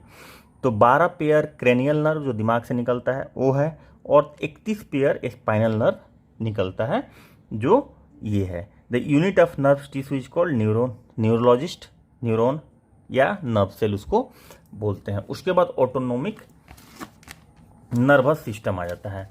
तो ऑटोनोमिक नर्वस सिस्टम क्या होता है भाई? Autonomic nervous system is made up of some brain nerves and some spinal cord nerve. ये दोनों को मिला के थोड़ा थोड़ा ऑटोनोमिक नर्वस सिस्टम बनता है। It supplies nerves to all internal organ and blood vessels of the body. ठीक है, तो इंटरनल ऑर्गन और ब्लड वेसल्स को जो नर्व सप्लाई होता है वो ऑटोनोमिक नर्वस सिस्टम के अंतर्गत आता है। और Langley first presented the concept of autonomic nervous system in year 1921। 1921 में पहली बार लेंगरे ने ऑटोनोमिक नर्वस सिस्टम का कॉन्सेप्ट दिया था। There are 2 part of autonomic nervous system, sympathetic nervous system and parasympathetic nervous system. ठीक है, तो ये 2 तरह का कॉन्सेप्ट इन्होंने दिया था। अब सिंपैथेटिक में देखिए क्या होता है। It narrows the blood vessel in skin by its action hair gets erected. Sympathetic nervous system में क्या होता है कि ब्लड वेसल्स को ये पतला कर देता है, तो ब्लड का फ्लो बढ़ जाता है। और हेयर गेट मतलब जब डर आपको लगता है या अचानक से आप ठंडा से गर्मी के में बाहर निकलते हैं, तो आपको ये रोआ खड़ा होना जिसको बोलते हैं ना, तो हेयर गेट इरेक्टेड हो जाता है सिंपैथेटिक नर्वस सिस्टम के द्वारा। तो पूछ देगा किसके थ्रू होता है, तो सिंपैथेटिक नर्वस सिस्टम के द्वारा, जो आता है ऑटोनोमिक नर्वस सिस्टम के अंतर्गत। उसके बाद और क्या होता है, और इसका फंक्शन क्या है? बहुत सारा फंक्शन है। मुंह सूखने लगता है ना जब डर लगता है, तो देखिए, reduce secretion of salivary gland. Salivary gland में सेक्रेशन कम कर देगा तो मुंह सूखेगा। इंक्रीजेज हार्ट बीट, धड़कन बढ़ जाता है, डरते हैं हम लोग तो। Increase secretion of sweat gland, पसीना आने लगता है डर में। Stretches pupil of eyeball, eyeball पूरा स्ट्रेच हो जाता है, बड़ा हो जाता है।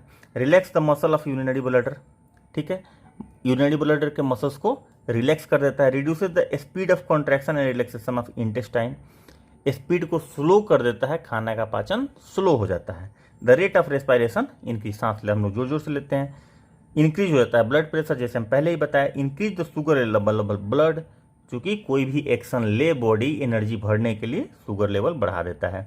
Increase the number of RBC in the blood, बढ़ा देता है ताकि ताकत मिलेगा तो लड़ लेंगे। ठीक है, help in clotting of blood. ठीक है, अगर चोट लग गया, इंजरी हो गया, तो ब्लड क्लॉटिंग में हेल्प करेगा। Collective impact of this effect, fear, pain, anger, ये गुस्सा में, डर में और दर्द में ये सारा का सारा इफेक्ट होता है। और यहाँ पे सिंपैथेटिक नर्वस सिस्टम काम करता है जो ऑटोनोमिक नर्वस सिस्टम के अंदर आता है। तो इस तरह का जो भी इंसिडेंस है, इसमें से कोई भी एक उठा कर पूछ देगा, कंफ्यूज नहीं होना है। हम सारा का सारा डिस्कस हम लोग कर चुके हैं, तो आपको याद रहना चाहिए। ठीक है, याद नहीं करना है, रटना नहीं है, बस आप कोरिलेट कीजिए। अच्छा ऐसा होता है, हाँ ऐसा होता है, जब हम डरते हैं तो ऐसा होता है, जब हमको दर्द होता है तो ऐसा होता है, जब हम चोट लगती है तो ऐसा होता है। तो ये चीज़ आपको याद रहना चाहिए, वो याद रहेगा। आप अगर पढ़ के जाएंगे ना, स्किप नहीं करेंगे, समझ के पढ़ के जाएंगे तो याद रहेगा, इसकी गारंटी है। उसके बाद function of parasympathetic nervous system. और मैं एक बात और बोल दूं कि अगर आप अच्छे से पढ़ के जाएंगे, एक बायोलॉजी का क्वेश्चन नहीं छूटेगा। 10 से 15 जो भी आता है आप 100% सही करके आइएगा, चाहे आप बायोलॉजी बैकग्राउंड के नहीं भी हैं, तो इस बात की गारंटी है। बस आपसे कोऑपरेशन यही चाहिए कि आप लोग कंटिन्यूटी मेंटेन कीजिए, और जो लोग सब्सक्राइब नहीं किए हैं सब्सक्राइब कर दीजिएगा। The function of this system is normally the opposite of sympathetic nervous system. For example, पारा मतलब अपोजिट हो जाएगा, दूसरा पारा मतलब दूसरा, तो ये अपोजिट हो गया सिंपैथेटिक के। Widen the lumen of blood vessel except coronary blood vessels. Coronary blood vessels पर इसका असर नहीं होता है, ठीक है, लेकिन बाकी ब्लड वेसल्स को वाइडन कर देता है। तो जब चौड़ा हो जाएगा, ब्लड वेसल्स पतला हुआ, अब वो चौड़ा हो जाएगा। चौड़ा हो जाएगा तो क्या होगा, ब्लड का फ्लो स्लो हो जाएगा, जैसे पतला पाइप से गुजरेगा। ब्लड, तो उसका स्पीड जितना होगा, थोड़ा सा उसको मोटा कर दीजिए पाइप को, तो स्पीड कम हो जाएगा ना, सिंपल बात है ना। तो ब्लड प्रेशर कम हो गया अपने आप, तो ब्लड प्रेशर ये रिड्यूस कर देता है या नॉर्मल की तरफ कर देता है। Increase the secretion of saliva, मुंह में पानी आएगा, ठीक है। अदर डाइजेस्टिव जूसेस, ताकि आपका खाना अच्छे से पचेगा, ठीक है। इसका अपोजिट काम कर रहा है, देख रहे हैं, the contraction of पुपल is caused by this, create contraction in the other muscles of the urinary bladder, create contraction and motion in intestinal wall. Effect of these various nervous system collectively create occasion of rest and joy. जब आप खुश रहते हैं, मस्ती में रहते हैं, तो ये सारा का सारा फंक्शन अच्छे से काम करता है। इसीलिए कहा जाता है कि आदमी को खुश रहना चाहिए, आदमी को रिलैक्स रहना चाहिए, मेंटली रिलैक्स रहिए, खुश रहिए, खुशमिजाज रहिए, हंसते बोलते रहिए। उससे क्या होगा कि आपका खाना प्रॉपर पचेगा, चूँकि सलाइवा का सेक्रेशन होगा, इंटेस्टाइन में मत ये कॉन्ट्रैक्शन होगा, तो प्रॉपर आपका खाना पचेगा। इसी सब चीज़ के लिए कहा जाता है खुश रहना जरूरी है, ठीक है। दुखी रहिएगा तो आपका खाना भी जल्दी नहीं पचेगा, प्रॉपर काम भी नहीं करेगा, बहुत उसका फ़ायदा नहीं होगा।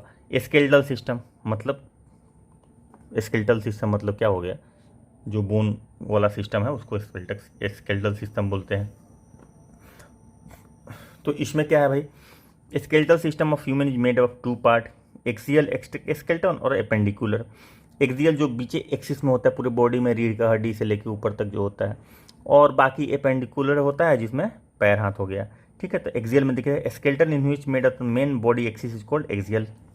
जो मेन होता है school, vertebral column, bone of the chest comes under it. तीन ही चीज़ आता है, स्कल आता है यानी कि पूरा खोपड़ी मुंह का और पूरा माथा का खोपड़ी हो गया, ठीक है। उसके बाद आपका वर्टिब्रल कॉलम जिसको रीढ़ की हड्डी बोलते हैं, और उसके बाद क्या हो गया, चेस्ट का बोन हो गया। ये एक्सियल में आता है, और इसमें कितना बोन होता है, टोटल एक्सियल में 80 बोन होता है, ठीक है। अब स्कल में 22 बोन होता है। अब 22 में 14 बोन जो होता है वो फेस में होता है, और 8 बोन जो होता है वो क्रेनियम में होता है। जो क्रेनियम हम लोग बार बार बोले थे ना, ब्रेन को कवर करता है। देखिए, out of this 8 bone jointly protect the brain of the known as cranium. अच्छा, यहाँ पे लिखा भी हुआ है, ठीक है। 14 बोन फेस में होता है टोटल, तो आपको पता होना चाहिए कि 14 बोन हमारा फेस में होता है। एक्सियल बोन 80 होता है, ठीक है।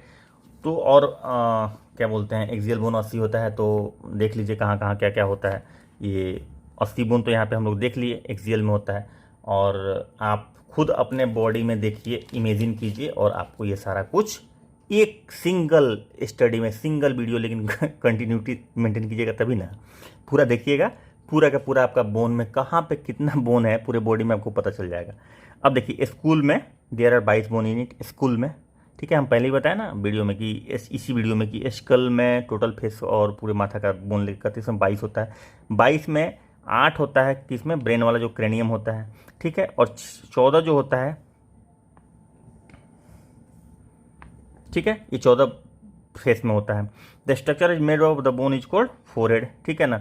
All the bone of the forehead remain jointed strongly by the suture. अब देखिए, दिमाग जो माथा का जो बोन है ना, वो आपस में एकदम सट के ज्वाइंट रहता है, मतलब बोन टू बोन ज्वाइनिंग रहता है, उसको सूचर ज्वाइंट बोलते हैं। ये टर्म है ज्वाइंट्स का, सूचर ज्वाइंट्स बोलते हैं। बॉल एंड सॉकेट एक तरफ का ज्वाइन होता है, जैसे हमारे बाह में, या फिर थाई का जो ज्वाइनिंग होता है, जो हिप के साथ जो थाई का ज्वाइनिंग होता है, ये बॉल एंड सॉकेट का ज्वाइनिंग होता है। जैसे बाह का ज्वाइनिंग होता है, बॉल एंड सॉकेट का होता है, ठीक है। लेकिन यहाँ पे क्या होता है, दिमाग वाला जो खोपड़ी का जो बोन होता है ना, आपस में जो ज्वाइंट्स रहता है, वो सूचर कहलाता है। Bone to bone fixed joining होता है, तो इसको सूचर याद रखिएगा कि जो माथा में जो भी बोन्स है आपस में जो जुड़े हुए हैं, उनको सूचर टाइप का ज्वाइनिंग होता है। There are 14 bone in addition to this which form the face, ठीक है। Ear ossicles have 6 bone and hyoid is made up of 1 bone. Ear ossicles, ear में 6 बोन होता है, ठीक है, और हाइनवाइड 1 बोन से बना हुआ रहता है। अब वर्टिब्रल कॉलम में देख लीजिए, वर्टिब्रल कॉलम में भाई 33 बोन होता है, मतलब 80 बोन टोटल होता है। एक्सियल प्लेन में एक्सियल बोन्स 80 होता है, उसमें वर्टिब्रल कॉलम में आपका 33 बोन हो गया। The vertebral column of the human is made of 33 vertebra, ठीक है, 33 हो गया ना। All the vertebra are joint together by intervertebral disc. जैसे नहीं बोलते हैं कि किसी को कमर में दर्द हो जाता है या रीढ़ की हड्डी में दर्द होता है, तो स्लिप डिस्क हो गया, ऐसा सुनने में आता है, स्लिप डिस्क हो गया उनको। तो जो डिस्क होता है थोड़ा सा डिस्प्लेस हो जाता है, ठीक है, तो वही स्लिप डिस्क कहलाता है। Vertebra is made of flexible by this vertebral disc, यही डिस्क की वजह से वो थोड़ा सा मूवमेंट होता है, जो कर्व टाइप का मूवमेंट हो पाता है। We divide the whole vertebral column into following part: cervical, thoracic, lumbar, sacral और क्यूडल। ये टर्म अगर किसी को बोन में कोई प्रॉब्लम हुआ होगा तो ये टर्म आता है और लोग इसको याद रखते हैं। इनफैक्ट डॉक्टर की रिपोर्ट वगैरह में अगर भगवान न करे किसी को हो कोई प्रॉब्लम, लेकिन अगर किसी के बारे में कोई सुना होगा तो आप लोगों को पता होगा, आप लोग सुने होंगे तो, कि सर्वाइकल रीजन में 7 वर्टिब्री होता है, थोरेसिक रीजन में छाती वाला पार्ट में आपको 12 होता है, लंबर में 5 होता है, सेक्रल में 5 होता है, क्यूडल में एक ही दिखाया है 5 होता है, 4 होता है टोटल, तो टोटल 33 हो गया। उसके बाद अभी फंक्शन क्या है इसका, तो फंक्शन होल्ड करता है हेड को, provide base for the neck and the body, help the human in standing and walking. रीढ़ की हड्डी का ये काम करता है। इनफैक्ट रीढ़ की हड्डी किसी टूट जाती है तो भाई वो खड़ा भी नहीं हो पाता है, बैठ भी नहीं सकता है, तो ये पूरे बॉडी को मेंटेन करने में काम करता है। It provide flexibility to the neck body by which human can move neck and body in any direction. It provides protection to spinal cord को भी, चूंकि स्पाइनल कोड से बीचों बीच निकलता है तो ये प्रोटेक्शन प्रोवाइड करता है। उसके बाद एपेंडिकुलर स्केलेटल, फॉलोइंग पार्ट है इसका, फुट है, फुट बोन है, both hands and feet have 53 bones, foot is consist of 26 bone while hand is made of 27 bone. तो हाथ में 27 होता है और फुट में 26 होता है, यानी कि एक हाथ में 13 रहता होगा, एक हाथ में ये bone, while the hand is made of 27 bone. To hold the fore limb and hind limb on axial skeleton in human there are 2 girdle. The girdle of four limb is called pectoral girdle.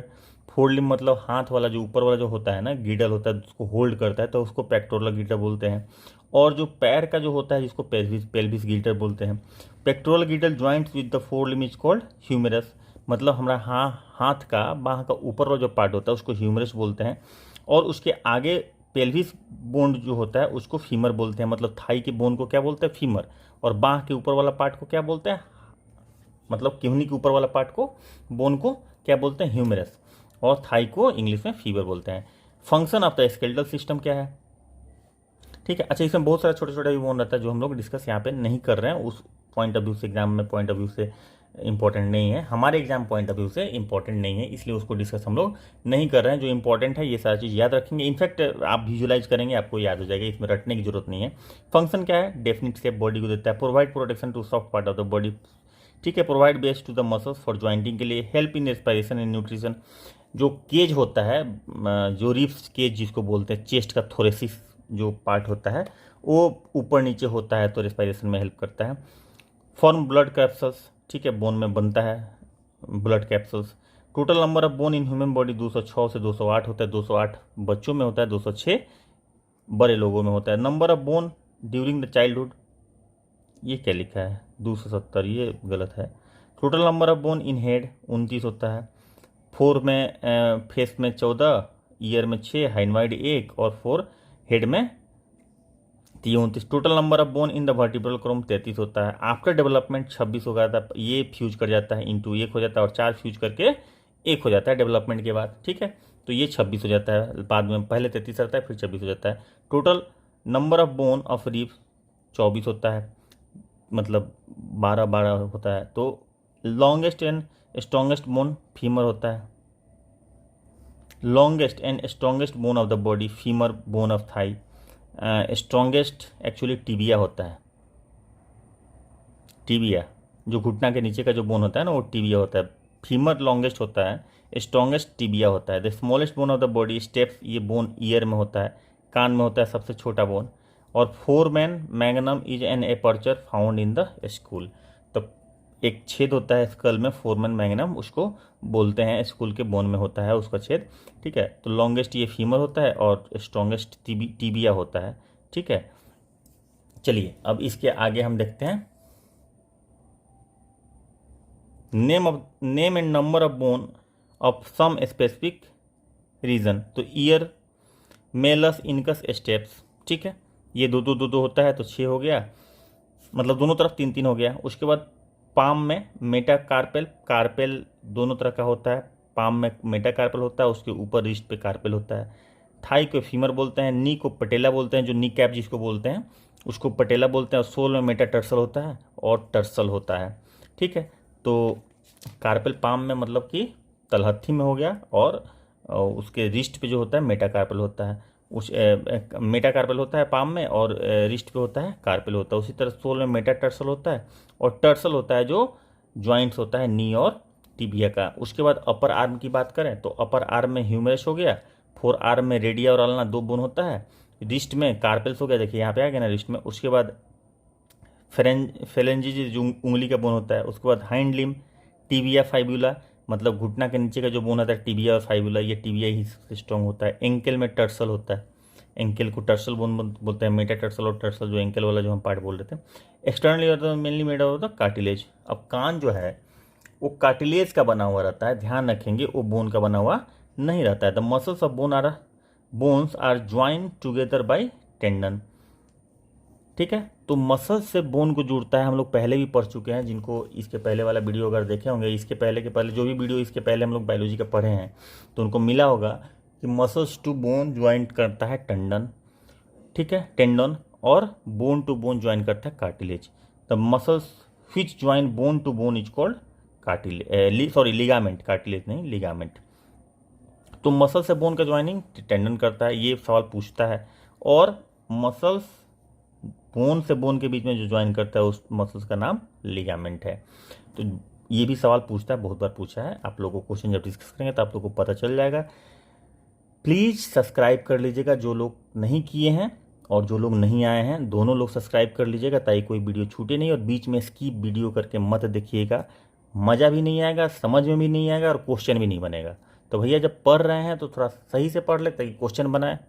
अगर question नहीं बनाना है तो फिर कोई दिक्कत नहीं, आप MCQ कीजिए। लेकिन मेरा मानिए, अगर आपको रिजल्ट चाहिए और श्योर शॉर्ट रिजल्ट चाहिए तो आप थोड़ा सा डिटेल पढ़िए। और मुझे उम्मीद है यहाँ तक आप देख रहे हैं, इसका मतलब है कि आप सीरियस कैंडिडेट हैं और रिजल्ट होगा, पक्का होगा, इसमें कोई डाउट नहीं है। छूटना नहीं चाहिए कोई भी चीज़, हम लोग छोड़ने नहीं जा रहे हैं कोई भी चीज़, और उसकी वजह से रिजल्ट हमारा पक्का होगा। लेकिन कंसिस्टेंसी मेंटेन करना बहुत ज़रूरी है। चलिए, endocrine system, exocrine gland, endocrine gland. अब एक्सोक्राइन ग्लैंड में क्या होता है, gland which have duct are called exocrine. ठीक है, secretion of enzyme pass through it, digestive gland, sweat gland, mucus gland, salivary gland, जो भी ग्लैंड जो डक्ट के थ्रू मतलब पाइप के थ्रू जो जिसका सेक्रेशन हो, वो एक्सोक्राइन ग्लैंड कहलाता है। ठीक है, और उसमें से जनरली एंजाइम ही पाया जाता है। ठीक है, इंडोक्राइन सिस्टम डक्टलेस होता है, वो डायरेक्ट सिक्रेट कर देता है ब्लड में, हार्मोन सिक्रेट होता है इससे। इंडोक्राइन ग्लैंड से क्या होता है, हार्मोन सिक्रेट होता है। एक्सोक्राइन से क्या होता है, एंजाइम होता है। बस याद रखिएगा, hormones are send to the different part of body through the blood plasma. Example pituitary gland, thyroid gland, parathyroid gland. तो ये याद रखना है कि इंडोक्राइन सिस्टम क्या होता है, एक्सोक्राइन सिस्टम क्या होता है। इंडोक्राइन सिस्टम का मतलब हार्मोन वाला, और एक्सोक्राइन का मतलब होता है एंजाइम्स वाला। एक्सोक्राइन में क्या होता है, डक्ट होता है, इंडोक्राइन में डक्ट नहीं होता है, पाइप नहीं होता है। Function and effect of main endocrine system of human body and hormone secreted by them. तो क्या क्या होता है, पाइट्यूटरी ग्लैंड इंडोक्राइन सिस्टम है, सिचुएटेड होता है depression of sphenoid bone of the forehead. Forehead के स्फेनॉइड बोन का जो डिप्रेशन होता है वहाँ पाया जाता है। This is called sella tunica, यहाँ पे पाया जाता है। इसका वेट भाई पाइट्यूटरी ग्लैंड है, और इसका वेट 0.6 ग्राम है, 1 ग्राम से भी आधा है, मतलब आधा ग्राम से के आसपास है। और इसी को मास्टर ग्लैंड बोलते हैं। पाइट्यूटरी ग्लैंड कंट्रोल्ड बाय हाइपोथैलेमस, वही हाइपोथैलेमस पाइट्यूटरी ग्लैंड को कमांड देता है, और पाइट्यूटरी ग्लैंड सीक्रेट करता है किस चीज़ को, हार्मोन्स को, not enzymes. The function of hormones secreted by pituitary glands. अब पाइट्यूटरी ग्लैंड्स कौन कौन सा हार्मोन सीक्रेट करता है, उसका फंक्शन क्या है भाई, STH somatotropic hormones. Somatotropic hormones मतलब सोमेटिक सेल्स पे इसका असर होगा। It controls the growth of body, somatic cell हो गया। अब सोमेटिक सेल क्या है तो भैया पहले वाला वीडियो देख लीजिएगा, समझ में आ जाएगा। Specially the growth of bone by the excessive STH somatotropic hormones. Gigantism मतलब अनकंट्रोल लंबाई। Acromegaly are caused in which height of the human grow abnormally. Lack of STH causes dwarfism, मतलब अगर कम रहेगा तो बौनापन हो जाएगा, अगर बहुत ज़्यादा हो जाएगा तो एग्रोमेगाली या गिगेंटिज्म हो जाएगा, मतलब कि अनकंट्रोल ग्रोथ हो जाएगा, बहुत ज़्यादा लंबा। कभी कभी कोई कोई आदमी दिख जाता है बहुत ज़्यादा, मैंने बहुत ख़राब लगता है, एक्चुअली वो बीमारी है, बीमारी नहीं है, मतलब ये हार्मोन्स का सेक्रेशन बहुत ज़्यादा होता है। तो वो TSH, थायराइड स्टिमुलेटिंग हार्मोन, मतलब थायराइड ग्लैंड को स्टिमुलेट करे। देखिए थायराइड ये हार्मोन नहीं है, पाइट्यूटरी ग्लैंड जो हार्मोन सेक्रेट करता है वो कंट्रोलर हार्मोन होता है, ठीक है। तो ये हमेशा हार्मोन ही नहीं निकलता, हार्मोन के ग्लैंड को कंट्रोल करने वाला भी हार्मोन। जैसे थायराइड स्टिमुलेटिंग हार्मोन का मतलब ये नहीं वो थायराइड हार्मोन निकाल दिया, ठीक है। थायराइड ग्लैंड को ये स्टिमुलेट करता है, thyroid stimulating hormone. It stimulate thyroid gland to secrete hormone, मतलब कि TSH जो है ये खुद में डायरेक्ट एक्शन नहीं लेने वाला हार्मोन है, ये थायराइड ग्लैंड को बोलता है कि भाई तुम सेक्रेट करो। उसके बाद ACTH, एड्रीनोकॉर्टिकोट्रोपिक हार्मोन, ACTH, ये एड्रीनल कॉर्टेक्स को बोलता है कि भाई हार्मोन सेक्रेट करो। उसके बाद growth hormone, it controls the function of gonads, दो टाइप का होता है growth hormone. FSH, luteinizing hormone, तो गोनाड्स मतलब सेक्सुअल ऑर्गेन्स हो गया, सेक्स वाला जो पार्ट होता है वो होता है। FSH फोलिकल स्टिमुलेटिंग हार्मोन, ये फीमेल में होता है। In male it stimulate spermatogenesis in seminiferous tubule of testis, testis में स्पर्म के जनरेशन में हेल्प करता है क्या, FSH। और फीमेल में Graafian follicles of ovary to secrete hormone oestrogen, तो ग्रेफियन फॉलिकल्स को स्टिमुलेट करता है फीमेल में, और मेल में किसको स्टिमुलेट करता है, सेमनीफेरस ट्यूब्यूल्स, जहाँ पे सीमेन का फॉर्मेशन होता है, जहाँ पे स्पर्म का फॉर्मेशन होता है, उस ट्यूब्यूल्स को स्टिमुलेट करता है ताकि स्पर्मेटोजिनेसिस हो, यानी कि स्पर्म का फॉर्मेशन हो, इसके लिए स्टिमुलेट करता है। और फीमेल में ग्रेफियन फॉलिकल्स को स्टिमुलेट करता है ताकि ओवरी में ओस्ट्रोजन हार्मोन का सेक्रेशन हो, मतलब सेक्सुअल हार्मोन होता है ओस्ट्रोजन, तो उसका सेक्रेशन हो। उसके बाद आपका आ जाता है क्या, ल्यूटिनाइजिंग हार्मोन। ल्यूटिनाइजिंग हार्मोन का मेन काम है स्टिमुलेट करता है मिल्क के सेक्रेशन को, और मिल्क का सेक्रेशन जो होता है ब्रेस्ट फीडिंग के लिए होता है ऑक्सीटोसिन,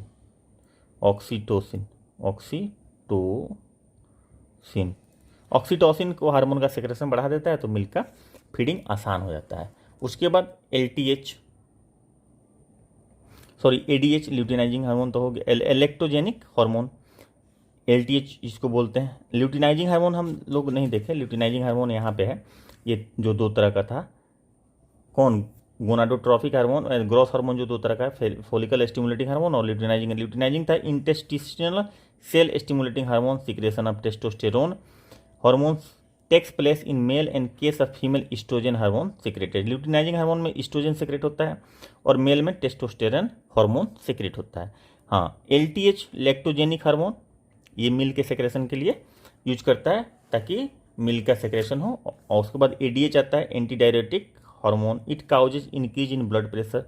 एंटी डायरेटिक, डायूरेट मतलब होता है डायलेट होना, मतलब फैल जाना, और एंटी मतलब कि उसका अपोजिट सिकुड़ जाना। तो क्या कह रहा है, it causes increase in blood pressure, ठीक है। तो जब ब्लड वेसल सिकुड़ेगा तो क्या होगा, ब्लड प्रेशर बढ़ेगा। It helps in maintaining the water balance in body and reduce the volume of urine. तो सिकुड़नेस की वजह से वाटर का वॉल्यूम क्या होता है, बॉडी में बैलेंस होता है, यानी कि वाटर वापस आ जाता है फिल्ट्रेशन के समय। और ये एंटी डायरेटिक जो हार्मोन है ये फिल्ट्रेशन में, या ऐसे बोलते हैं कि एक्सक्रीशन में बहुत ज़्यादा हेल्प करता है बॉडी को। उसके बाद आ जाता है hypothalamus, is the part of brain which control emotional reaction of the body. Hypothalamus is located at the base of brain near pituitary gland, releasing hormone and regulating the body temperature. Hypothalamus क्या करता है, body temperature को भी regulate करता है, जैसे हम लोग पहले देख चुके हैं।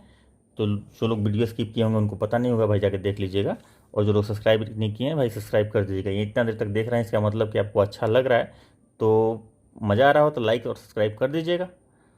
Hormones serotonin is known as helpful in coping the stress. Serotonin जो हार्मोन होता है ना, स्ट्रेस को रिड्यूस करता है, ठीक है। उसके बाद थायराइड ग्लैंड ये हम लोग दूसरा ग्लैंड पढ़ रहे हैं, मतलब ग्रोथ हार्मोन के बाद हम लोग ये दूसरा पढ़ना है। ल्यूटिनाइजिंग हो गया, ADH हो गया, उसके बाद थायराइड ग्लैंड में आ जाते हैं।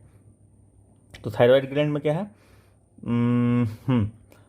It is situated below the larynx, मतलब जो लैरिंग्स क्या होता है, लैरिंग्स वो पार्ट होता है मुंह में होता है, बक्कल कैविटी में मुंह में होता है, और लैरिंग्स वो पार्ट होता है जहाँ से हमारा आवाज़ निकल है, जो आप आवाज़ सुन रहे हैं ना वो लैरिंग्स से निकलता है।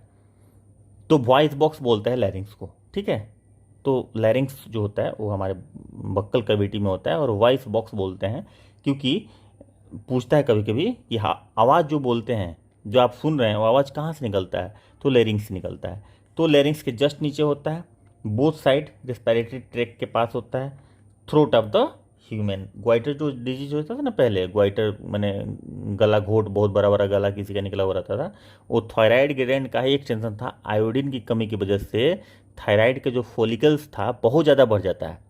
तो बहुत ज़्यादा बढ़ने की वजह से क्या होता है, क्योंकि उसको क्या चाहिए, उसको आयोडीन चाहिए। तो आयोडीन एब्जॉर्ब करने के लिए ज़्यादा आयोडीन, चूँकि आयोडीन मिलता नहीं था नमक में, या वैसे इनपुट नहीं होता था, सिर्फ एक नमक ही सोर्स है, तो आयोडीन ज़्यादा एब्जॉर्ब करने के लिए बहुत ज़्यादा फॉलिकल्स बना लेता था, फिर ग्वाइटर वो हो जाता था। अब तो नहीं होता है।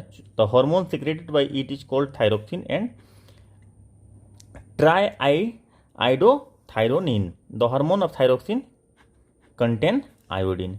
तो थायरोक्सिन जो हार्मोन होता है उसमें आयोडीन होता है, तो थायरोक्सिन बनाने के लिए आयोडीन का जरूरत होता है, और इसीलिए थायरोक्सिन थायराइड ग्लैंड का जो फॉलिकल्स होता है वो in in short supply of iodine अपना साइज को बढ़ा लेता था। फंक्शन ऑफ थायरोक्सिन, ये स्पीड सेलुलर रेस्पिरेशन को बढ़ा देता है, मैंने सेल में जो रेस्पिरेशन होता है ग्लूकोज का ब्रेकडाउन होता है उसको बढ़ाता है। Necessary for normal growth of the body, particularly for development of bone और हेयर। तो नॉर्मल ग्रोथ के लिए ये बहुत इंपॉर्टेंट है। नॉर्मल फंक्शन सुनते नहीं, थायराइड किसी का बढ़ गया है किसी का घट गया है, वो ये सब चीज़ें कंट्रोल होता है। Normal function of reproductive organ depends on activeness of thyroid gland, ठीक है। The control of water balance of the body in coordination with hormone of pituitary gland, वही एंटी डायरेटिक हार्मोन जो पहले हम लोग देखे। Thyroxine control metabolic rate of the body, thyroxine metabolic rate of the body को भी control करता है। अब disease cause by deficiency of thyroxine क्या होता है, cretinism. The disease affect the children, the mental and physical retardness होता है, इसका नाम है क्रिटिनिज्म। ये बच्चों में होता है और इसमें मेंटल और फिजिकल रिटार्डनेस होता है, यानी कि फिजिक भी पूरा ग्रोथ नहीं होगा, बॉडी अच्छे से ग्रो नहीं करेगा, और दिमाग से भी आदमी कमज़ोर होगा, बच्चा कमज़ोर होगा, और ये बच्चों में ज़्यादा होता है। उसके बाद myxoedema, it in this disease which normally attack during youth, the metabolism does not take place properly, which causes reduction in heartbeat and blood pressure. उसके बाद hypothyroidism, the disease is cause due to chronic deficiency of thyroxine hormone. तो जाहिर सी बात है hypothyroidism इसकी वजह से होता है। उसके बाद due to this disease normal reproduction is not possible, sometimes due to its deficiency human become dumb and deaf, कभी कभी गूंगा और बहरा भी हो जाता है इंसान थायरोक्सिन के कमी की वजह से। जब एक्यूट कमी होता है, एक्यूट कमी मतलब जरूरत से ज़्यादा शॉर्टेज हो गया तो। उसके बाद goitre, the disease is caused by the deficiency of iodine in food, ये जो हम लोग पहले बात डिस्कस कर चुके हैं। In this disease the shape of thyroid gland enlarge abnormally, iodinization of salt in the public health measure is to prevent goitre. तो अपने आप को बढ़ा लेता है फॉलिकल जो थायराइड ग्लैंड का है ना, आयोडीन को ज़्यादा एब्जॉर्ब करने का, क्योंकि कम मिल रहा है तो बहुत सारा रहेगा तो पूरा कोटा कर लेगा, इसलिए ग्वाइटर हो जाता है।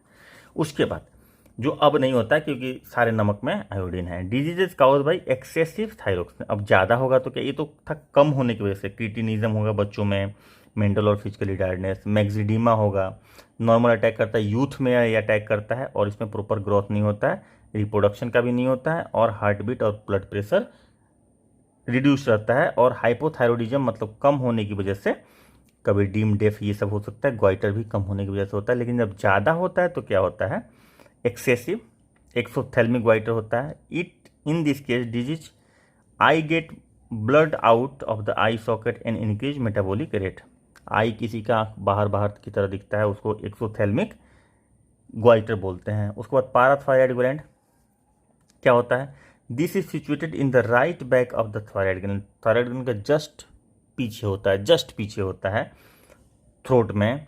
2 हार्मोन ये सेक्रेट करता है, parathyroid hormone and calcitonin. Parathyroid hormone का क्या काम है, this hormone is secreted when there is a deficiency of calcium in the blood, it regulate the blood level of calcium in the blood. Calcitonin hormone release when there is a excess of calcium in the blood, यानी ये दोनों जो हो गया ना, parathyroid hormone और calcitonin reciprocal काम करता है। जब हार्मोन डेफिशिएंसी हो जाएगा कैल्शियम का, तो पाराथायराइड हार्मोन निकलेगा और कैल्शियम के डेफिशिएंसी को कम करेगा, बोन से निकालेगा और भी दूसरी दूसरी जगहों से फिल्ट्रेशन करके निकालेगा पाराथायराइड ग्लैंड, और कैल्शियम को मेंटेन करेगा ब्लड में। लेकिन अगर कैल्शियम का क्वांटिटी बढ़ गया ब्लड में, तो कैल्सिटोनिन निकलेगा और कैल्शियम को एब्जर्व करेगा, डिपॉजिट करेगा, ताकि कैल्शियम का क्वांटिटी जो है ब्लड में मेंटेन रहे। Hence hormone secreted by parathyroid glands control the quantity of calcium. तो अगर कलेक्टिवली देखा जाए तो पाराथायराइड ग्लैंड से जो हार्मोन निकलता है, ये दोनों हार्मोन ये कलेक्टिवली एक साथ कैल्शियम को रेगुलेट करता है। उसके बाद होता है एड्रीनल ग्लैंड। ये दो तरह का होता है, मतलब दो पार्ट होता है एड्रीनल ग्लैंड का, दो तरह का नहीं होता है। आउटर पार्ट को कोर्टेक्स और इनर पार्ट को मेडुला। एक जगह और भी हम लोग पढ़े थे, आउटर पार्ट कोर्टेक्स कहलाता था और इनर पार्ट मेडुला कहलाता था, उस क्या था, किडनी था। तो यहाँ पे क्या होता है, hormone secreted bye cortex and their function. तो कोर्टेक्स से क्या निकलता है, एड्रीनल ग्लैंड के बाहरी पार्ट से क्या निकलता है, कोर्टेक्स से ग्लूकोकोर्टिकॉइड, मिनरलोकोर्टिकॉइड, ठीक है। Gluco control the metabolism of carbohydrate, protein and fat. Glucose मतलब फूड, तो आप ऐसा समझ लीजिए ग्लूकोकोर्टिकॉइड कॉर्टेक्स से निकलता है और ग्लूकोकोर्टिकॉइड नाम है, तो कंट्रोल करता है मेटाबॉलिज्म किसका, कार्बोहाइड्रेट, फैट और प्रोटीन का। Mineralocorticoid main function to reabsorb the iron by kidney duct and to control the quantity of other iron in body. तो मिनरलोकोर्टिकॉइड का क्या काम है कि ब्लड में जो किडनी फिल्टर करता है उसमें आयरन के क्वांटिटी को रेगुलेट करता है, बट ब्लड में इसको मेंटेन करता है। Cortex is essential for life. If it is extracted completely from body, human will remain alive only for a week और 2। अगर एड्रीनल ग्लैंड का कॉर्टेक्स अगर हटा दिया जाए बॉडी से, तो 1 से 2 वीक तक आदमी जिंदा रहेगा, क्योंकि ये इसेंशियल है लाइफ के लिए। In case of deformation of cortex, process of metabolism get disturbed. This disease is called Addison's disease. तो एड्रीनल ग्लैंड के कॉर्टेक्स में अगर डिफॉर्मेशन हो जाता है, तो ये डिजीज काउज करता है एडिसन डिजीज। याद रखिएगा, बहुत ही इंपॉर्टेंट चीज़ हम लोग डिस्कस कर रहे हैं, और जितना फोकस करके हम पढ़ा रहे हैं, प्लीज़ फोकस कीजिए। फोकस कीजिएगा तो समझ में भी आएगा, मज़ा भी आएगा, आप इन्वॉल्व भी होंगे। एक बार भी मैं तो कहता हूँ कि अगर बहुत फोकस करके तो एक बार ही वीडियो को देख लेंगे तो आपको याद रह जाएगा। कोशिश हमारा यही है। Hormone secreted bye medulla and their function, adrenaline, epinephrine भी बोलते हैं, और नॉन एड्रीनालिन या नॉर इपिनेफ्रिन भी बोलते हैं दूसरे हार्मोन को, ठीक है। एड्रीनालिन अपने आप में एक एमिनो एसिड है, nor adrenaline it is also an amino acid, दोनों का दोनों एमिनो एसिड है। तो बोथ हार्मोन सिमिलर है, बस काम अपोजिट करता है। This equally increase and relax the contraction of heart muscles. As a result blood pressures increases और डिक्रीजेज, मतलब बढ़ाता घटाता है depending upon. In case of sudden stop of heart beat, epinephrine is helpful in restarting heart beat. यही epinephrine काम करता है अगर अचानक से हार्ट बीट रुक जाता है। तो hormone secreted by adrenal gland is called flight fight hormone, fight hormone, known as emergency hormone, जो हम लोग पहले भी डिस्कस कर चुके हैं। एड्रीनल ग्लैंड से ये हार्मोन निकलता है, एक्सीडेंट हो गया, डर लग रहा है, पेन हो रहा है, कुछ भी ऐसा हो गया, जैसे कभी होता है ना कि आप, भगवान न करे, कोई भी आदमी, मैं लेता हूँ, आपको नहीं बोल रहा हूँ, कोई भी आदमी रोड पे गया, एक्सीडेंट हो गया, उसका पैर फ्रैक्चर हो गया, फिर वो आदमी वहाँ पे सुनसान है, कोई नहीं है। अब वो आदमी क्या करता है कि उठ जाता है, पता नहीं कैसे उसको पेन नहीं होता है या उठ जाता है, वहाँ से उठ के आसपास का नियर बाई ऐसे जगह जहाँ पे उसको हेल्प मिल जाएगी, कम से कम वहाँ तक पहुँचता है, उसके बाद वो बेहोश हो जाएगा। तो ऐसी कौन सी शक्ति है जो वहाँ तक उसको पहुँचाती है? ये एड्रीनल ग्लैंड का कमाल है। किसका? एड्रीनल हार्मोन्स का कमाल होता है कि वो पेन स्टेरॉइड क्या बोलते हैं, क्यूमिफ्लेक कर लेते हैं और वो पेन को दबा देते हैं, वो बोन के पेन को दबा देते हैं, वो हर चीज़ को कंट्रोल कर लेते हैं ताकि सेफली सही जगह पे पहुंच जाए। और जैसे ही सही सेफ जगह पहुंचता है, उसका पेन और दर्द और बाप बाप चिल्लाना शुरू कर देता है। मेरे घर में भी एक बच्चा का एक्सीडेंट हो गया था, मुझे एयरपोर्ट छोड़ने जा रहा था और गिर गया, रोड पे एक्सीडेंट हो गया, किसी बाइक वाले ने उसको धक्का मार दिया और उसके बोन में फ्रैक्चर हो गया, एयरपोर्ट में मैं पहुंच गया, फ़ोन करके बताया नहीं कि ऐसा ऐसा हुआ है, वो बेहोश रहा 2 मिनट, उठा है, उसके बाद स्कूटी उठाया है, उठा के घर पहुंच गया है, उसके बाद उसका पेन शुरू हुआ, पता नहीं कैसे पहुंचा भगवान जाने, 5 किलोमीटर वो पहुंच गया, और उसके बाद पेन शुरू हुआ, एक्सरे हुआ तो बोन में फ्रैक्चर था, बहुत ज़्यादा पेन था। तो ये सारा का सारा जो कमाल था जो कर पाया, या फिर ऐसे बहुत सारे लोग, भगवान न करे किसी को एक्सीडेंट होता है चाहे, तो वो लोग कर पाते हैं, वो ड्यू टू दिस हार्मोन, इसीलिए इसको इमरजेंसी हार्मोन भी बोला जाता है। जो स्टेरॉइड दिया जाता है ना, जब दर्द होता है बहुत ज़्यादा तो स्टेरॉइड दिया जाता है ताकि दर्द कम हो, तो वो क्या करता है ना कि उसका रूप बना लेता है, वो जो मेडिसिन दिया जाता है ना उसका रूप बना लेता है, ताकि एक्चुअली जो दवाई दिया जाता है ना दर्द का, उस समय उस तरह की इमरजेंसी के समय में, तो यही हार्मोन का वो उस फॉर्म है, वो मतलब आर्टिफिशियल फॉर्म है, आप ऐसा बोलिए, तो सिग्नल जाता है कि पेन नहीं हो रहा है। ठीक है, तो ये हो गया, इसीलिए इसको फ्लाइट फ्राइट और इमरजेंसी हार्मोन और ये सब चीज़ें बोलते हैं। उसके बाद चलिए, ये बहुत हो गया emergency hormone. Thymus is endocrine gland, ठीक है, found situated in the chest cavity, produce the hormone thymosin. तो थाइमस कहाँ पाया जाता है भाई? इंडोक्राइन ग्लैंड तो है, हार्मोन सेक्रेट करता है, और कौन सा हार्मोन सेक्रेट करता है? थाइमोसिन।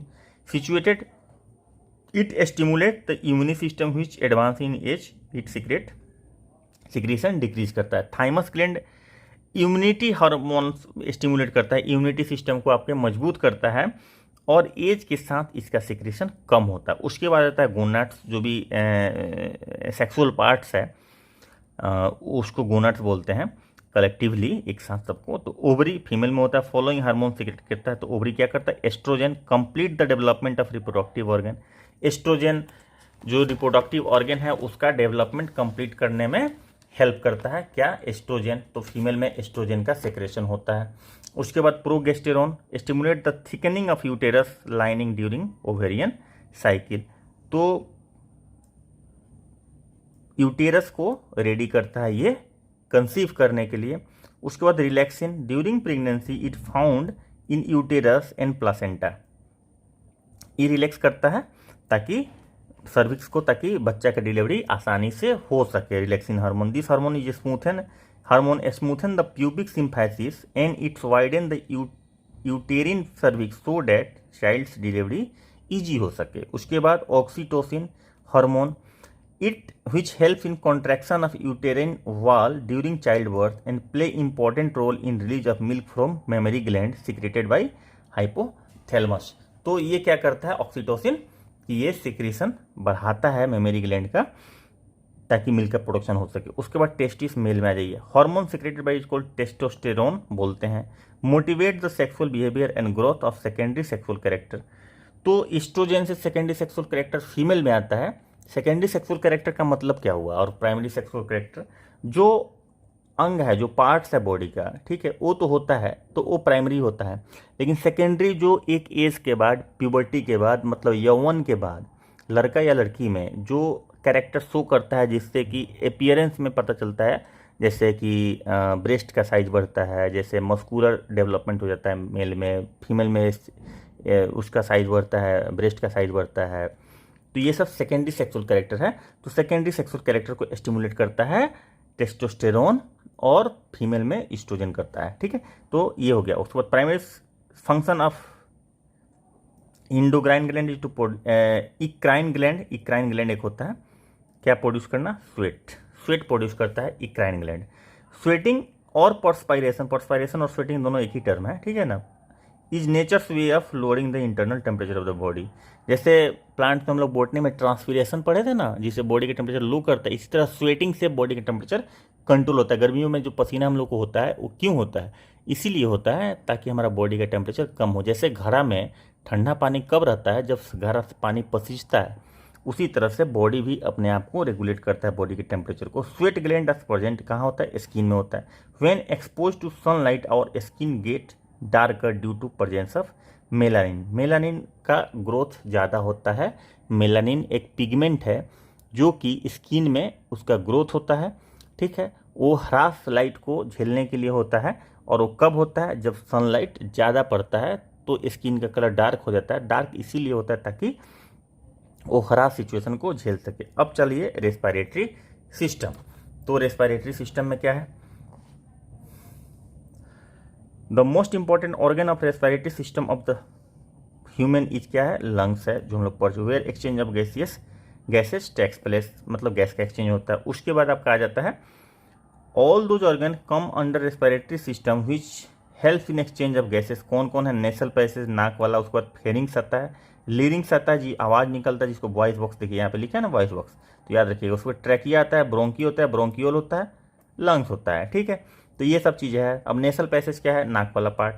तो हम लोग एक एक करके इसको पढ़ते चलते हैं। इससे पहले जो लोग सब्सक्राइब नहीं किया भाई प्लीज़ सब्सक्राइब कर दीजिएगा, ठीक है। और हमारे साथ बने रहिए लगातार, चूँकि हम लोग बहुत इंपॉर्टेंट सब चीज़ें डिस्कस कर रहे हैं अभी, और हम लोग क्वेश्चन के थ्रू भी देखेंगे जो क्वेश्चन पूछा गया है, ठीक है। जो प्रैक्टिस वाला क्वेश्चन है वो तो है ही, उसके अलावा हम लोग जो पूछा गया है प्रीवियस ईयर्स में वो भी हम लोग देखेंगे एक बार बायोलॉजी खत्म होने के बाद, कि आपको पता चलेगा कि बायोलॉजी से जो क्वेश्चंस आता है हम लोग जो डिस्कस किए हैं आप लोग वैसे ही आंसर कर दीजिएगा, अगर सारा वीडियो देखे होंगे तब। शॉर्टकट में नहीं, किसी वीडियो को 5 मिनट, किसी वीडियो को 25 मिनट, किसी वीडियो को 10 मिनट देख लिए, पूरा वीडियो लगातार कंटिन्यूटी मेंटेन करके देखे होंगे तो आपसे कोई क्वेश्चन छूटेगा नहीं, इस बात की गारंटी है। और क्रॉस चेक हम करवाएंगे आप लोगों को। चलिए, नेसल पैसेज क्या होता है। It main function is related to sniffing. Its inner cavity is lined with mucus membrane. Mucus होता है नाक में। This secretes approximately 1.5 litre, half litre of mucus every day, आधा लीटर निकलता है। This prevent the particle of dust, bacteria और other small, ये mucus होता है इसीलिए ताकि इन सब चीज को फिल्टर कर दे, from entering in the body. It makes the air wet entering in the body and equalizes it with the temperature of the body. गर्म हवा भी जाता है, ठंडी हवा भी जाती है, तो म्यूकस का काम क्या है कि उसको वेट भी कर देता है एयर को, और साथ ही साथ उस टेम्परेचर को भी मेंटेन कर देता है जो बॉडी का टेम्परेचर होता है। Pharynx, it situated behind the larynx nasal cavity, commonly passage of the both respiratory and digestive. Common passage है, फेरिंग्स के थ्रू दोनों चीज जाता है, हवा भी जाता है और खाना भी जाता है। लेरिंग्स क्या है, फेरिंग्स को होता है wider on the trachea called larynx, तो ओपनिंग इज कॉल्ड ग्लोटिक्स। ओपनिंग को क्या बोलते हैं, लेरिंग्स से ओपनिंग को ग्लोटिस बोलते हैं। और cartilaginous flap like structure over the glottis is called epiglottis. Flap like structure होता है ताकि वो फूड पाइप को कंट्रोल करे कि भाई हवा किधर से जाएगा, फूड नहीं तो पता चलेगा। कि कभी कभी आप लोग ऐसा होता है ना कि खाना खाते खाते बोलते हैं तो क्या हो जाता है कि छींक आ जाता है और नाक से अनाज निकल जाता है, मतलब जो खाते हैं चावल दाल कुछ भी, वो कैसे होता है, वो जो फ्लैप होता है ना, आप बोल रहे होते हैं, सांस भी ले रहे हैं तो खुला बंद हुआ खोला, आप बोल भी रहे हैं, तो दोनों चीज़ एक साथ जब करते हैं तो कभी कभी क्या होता है कि मिसकम्युनिकेशन हो जाता है और फ्लैप प्रॉपरली बंद नहीं होता है तो नाक के थ्रू पास हो जाता है, वो चीज़ होता है। इसीलिए कहा जाता है कि खाते वक्त नहीं बोलना चाहिए। विच prevent the entry of food during the swelling, ठीक है, तो फूड के एंट्री को रोकता है ये फ्लैप, ठीक है। लेकिन ये फ्लैप खुला हुआ है, सांस ले रहे हैं और खा रहे हैं, आप बोल भी रहे हैं, तो उसमें ये problem. Which prevent the entry of food, a pair of buccal cord is present inside the larynx having producing the sound. देखिए बोकल कॉर्ड है ना, a pair of vocal cord, ठीक है, तो ये हो गया। उसके बाद ट्रैकिया आई है। The from the base of larynx a tube is arises passing through the neck and reaches up to middle of the thorax is called trachea. It is supported by C shaped cartilaginous ring, ये याद रखिएगा, C shaped पूछता है। Trachea को support कहाँ से मिलता है, C shaped cartilaginous ring. Internally trachea is lined with ciliated and mucus secreting epithelial cell. हम लोग इसको भी पढ़ चुके हैं एनाटोमी में शुरू में, तो आप लोग वो देख लीजिएगा, समझ में आ जाएगा। Bronchi, in the thoracic region trachea divides into 2 branches called bronchi. Thoracic region में देखो 2 पार्ट में हो गया। Each bronchi enter in the lung of its own side, left और राइट में डिवाइड हो जाता है क्योंकि दोनों तरफ होता है lungs. After entering into the lung, bronchus of each side divide and redivide into various fine tubules called bronchiole, and finally bronchiole give rise to alveoli और alveolar sac। alveoli are the site of gaseous exchange। तो याद रखिएगा कि ब्रोंकियोली से bronchiole और फिर उसके बाद फाइनल जो होता है वो एल्वियोली होता है, जहाँ पे गैस का ये सारा लंग्स के अंदर का पार्ट का डिस्कशन हो रहा है, और जहाँ पे एक्चुअल एक्सचेंज जो होता है गैस का ना, वो कहाँ होता है, एल्वियोली में होता है। कौन सा गैस का एक्सचेंज होता है, CO2 और ऑक्सीजन का जो एक्सचेंज होता है वो एल्वियोली के लेवल पे होता है। उसके बाद lungs, there are a pair of lungs in the thoracic cavity. Its colour is pink red and looks like sponge की तरह दिखता है। Right lungs is larger in comparison to left, right वाला थोड़ा सा बड़ा होता है लेफ्ट के रेस्पेक्ट में। Etch lung is surrounded by the membrane called pleural membrane.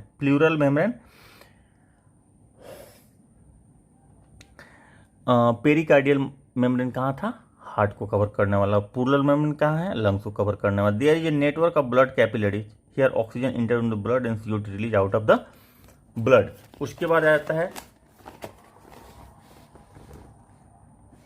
उसके बाद आपका आ गया क्या, process of respiration can be divided into 4 parts. ठीक है, external respiration, transportation of gases, internal respiration, cellular respiration. तो आप देखिए external respiration, this is divided into 2 part, breathing and exchange of gases. Breathing जो लेते हैं हवा और छोड़ते हैं उसको ब्रीदिंग बोलते हैं, और एक्सचेंज ऑफ गैसेस ब्रीदिंग में मैकेनिज्म जो है। ठीक है, breathing in lungs, air is taken and given out at certain and is called breathing. Simply जो लेते हैं और 20 से ये 16 से 20 टाइम्स 1 मिनट में करते हैं। ठीक है, एडल्ट में जो ब्रीदिंग होता है उसको मैकेनिज्म क्या है इसका, इंस्पायरेशन। इंस्पायरेशन मतलब हवा लेना। At this stage air from the environment entered into the lungs through nasal passage due to increase in the dimension of thoracic cavity. सांस जब हम लेते हैं तो आप फील करेंगे कि आपका चेस्ट जो है वो फैलता है। ठीक है, तो थोरेसिक कैविटी जो है वो फैलता है, तो डायमेंशन बड़ा होता है, इंक्रीज होता है। A low pressure is generated in the lungs and air entered in the lungs. जाहिर सी बात है, साइज जब बढ़ेगा तो यहाँ पे क्या होगा, अंदर प्रेशर लो होगा। फिजिक्स का ये थ्योरी है कि जहाँ साइज बढ़ेगा वॉल्यूम तो वहाँ प्रेशर कम होगा। जब प्रेशर कम होगा तो इन्वायरमेंट के रेस्पेक्ट में कम हो जाएगा और हवा अंदर जाएगा। ठीक है, air continue to enter until the pressure of air inside and outside become equal. Diaphragm जो है मसल्स होता है, flattened during the inspiration by its downward movement. तो डायफ्राग्म जो है, जो केज के चेस्ट रिब केज के मतलब कि जो फट्टी होता है उसके जस्ट नीचे होता है, तो जो डायफ्राग्म है वो फ्लैट हो जाता है, वो डाउनवर्ड मूवमेंट होता है। ठीक है, और इंस्पायरेशन के समय क्या होता है, डाउनवर्ड मूवमेंट होता है, मतलब कि वो नीचे की तरफ जाता है तो स्पेस बढ़ जाता है, थोरेसिक कैविटी बाहर की तरफ और डायफ्राग्म नीचे की तरफ जाता है, तो साइज थोरेसिक कैविटी का ज़्यादा बड़ा होता है। तो डायफ्राग्म का भी काम है ब्रीदिंग में हेल्प करना। ठीक है, डायफ्राग्म का भी एक रोल है। उसके बाद एक्सपायरेशन, एक्सपायरेशन इसका अपोजिट हो गया, come out lungs by relaxing the diaphragm. और डायफ्राग्म जब ऊपर आता है थोरेसिक कैविटी बंद होता है, मतलब छोटा थोड़ा होता है, तो क्या होता है जब ऊपर आता है तो थोरेसिक कैविटी को छोटा करता है तो हवा जो होता है बाहर निकलता है। उसके बाद एयर का कंस्टिट्यूएंट देख लीजिए, जो आप इनहेल करते हैं उसमें 79% नाइट्रोजन होता है, ऑक्सीजन होता है 21% और कार्बन डाइऑक्साइड 0.03%। जब वो एक्सहेल करते हैं तो नाइट्रोजन सेम होता है, ऑक्सीजन 17% होता है और CO2 4% हो जाता है। कितना बढ़ गया इससे, तो बहुत बढ़िया ना। तो ये हो जाता है CO2 का कंसंट्रेशन यहाँ पे बढ़ जाता है। Every day approximately 400 ml water is excreted out through breathing. सांस से भी वेपर निकलता है, वाटर वेपर बाहर, और 400 ml के पास होता है। Maximum volume of air which can be inhaled by body is called total lung capacity. Inhale by human मतलब एक बार में जो इनहेल करने का जो मैक्सिमम कैपेसिटी है तो उसको लंग्स कैपेसिटी बोलते हैं। उसके बाद गैसियस एक्सचेंज, उसके बाद का स्टेप जो आता है, अब लंग्स में एयर अंदर चला गया लंग्स में, अब वहाँ पे गैसियस एक्सचेंज होता है। Exchange of gases takes place inside the lungs.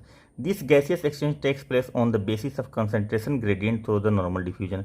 आप सिंपली समझ लीजिए, फिर मैं इसको रीड आउट कर दूंगा। जैसे क्या होता है कि ऑक्सीजन का क्वांटिटी ज़्यादा होता है, कौन जो हवा खींच रहे हैं उसमें ऑक्सीजन ज़्यादा रहता है, और ब्लड वेसल एल्वियोली के पास जो ब्लड वेसल्स होता है जिसमें ऑक्सीजन कम होता है और CO2 ज़्यादा होता है। ठीक है, तो ग्रेडियंट जैसे ऑक्सीजन इधर ज़्यादा है, कौन जो हवा खींचे उसमें, और वहाँ पे जो ब्लड में है ऑक्सीजन कम है, तो क्या होगा कि ज़्यादा से कम की तरफ ऑक्सीजन जाएगा, और CO2 वहाँ ज़्यादा है और हवा में कम है, तो वहाँ से ज़्यादा से कम हवा में आएगा। ठीक है, तो ये गैसियस एक्सचेंज ग्रेडियंट के हिसाब से होता है, यही चीज़ यहाँ पे एक्सप्लेन किया हुआ है। The exchange of oxygen and carbon dioxide gases takes place due to their difference in partial pressure. जो पार्शियल प्रेशर हम कॉमन भाषा में आपको ज़्यादा होता है कम होता है जो बोल रहे हो, पार्शियल प्रेशर के टर्म में उसको नापा जाता है। The direction of diffusion is both side, दोनों तरफ होता है। डायफ्राग्म आर के ड्यूरिंग द नॉर्मल एक्सपायरेशन।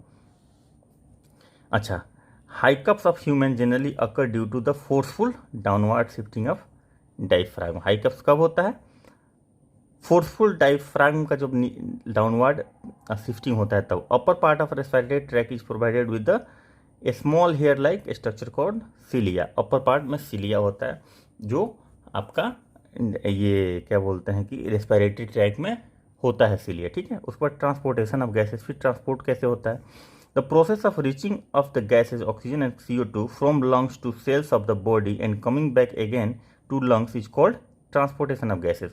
तो जो एल्वियोली में ब्लड वेसल्स होता है वहाँ पे जब घुस गया, क्या घुस गया, ऑक्सीजन घुस गया और CO2 वहाँ से इस तरफ आ गया, ठीक है। तो वो फिर कहाँ जाएगा, पूरे बॉडी में घूमेगा, ठीक है। तो वो ट्रांसपोर्टेशन हुआ और जहाँ जहाँ से ऑक्सीजन ज़्यादा रहेगा सेल्स को दे देगा और सेल में जब कार्बन डाइऑक्साइड ज़्यादा होगा वो ब्लड में आ जाएगा और वो वापस आ जाएगा। उसके बाद transportation of oxygen takes place through the haemoglobin, किसके थ्रू होता है, हीमोग्लोबिन के थ्रू, हीमोग्लोबिन बाइंड करता है। Transportation of carbon dioxide from cell to lungs takes place by haemoglobin only to the extent of 10 से 20%।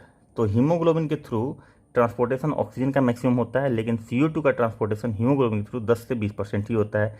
Transportation of CO2 takes place through circulation of blood. उसके बाद mixing with plasma, इसमें देखिए mixing with plasma में कितना होता है, तो carbon dioxide forms the carbonic acid after mixing with plasma. Transportation of 7% CO2 takes place from this form. तो प्लाज्मा में मिक्स होकर के फॉर्म में CO2 का ट्रांसपोर्टेशन 7% के आसपास होता है, 10 से 20% होता है हीमोग्लोबिन के साथ जुड़ के, और in the form of bicarbonate 70% part of CO2 carbon dioxide in the form of bicarbonate is transported. It mixes with potassium and sodium of blood and form the potassium bicarbonate and sodium bicarbonate।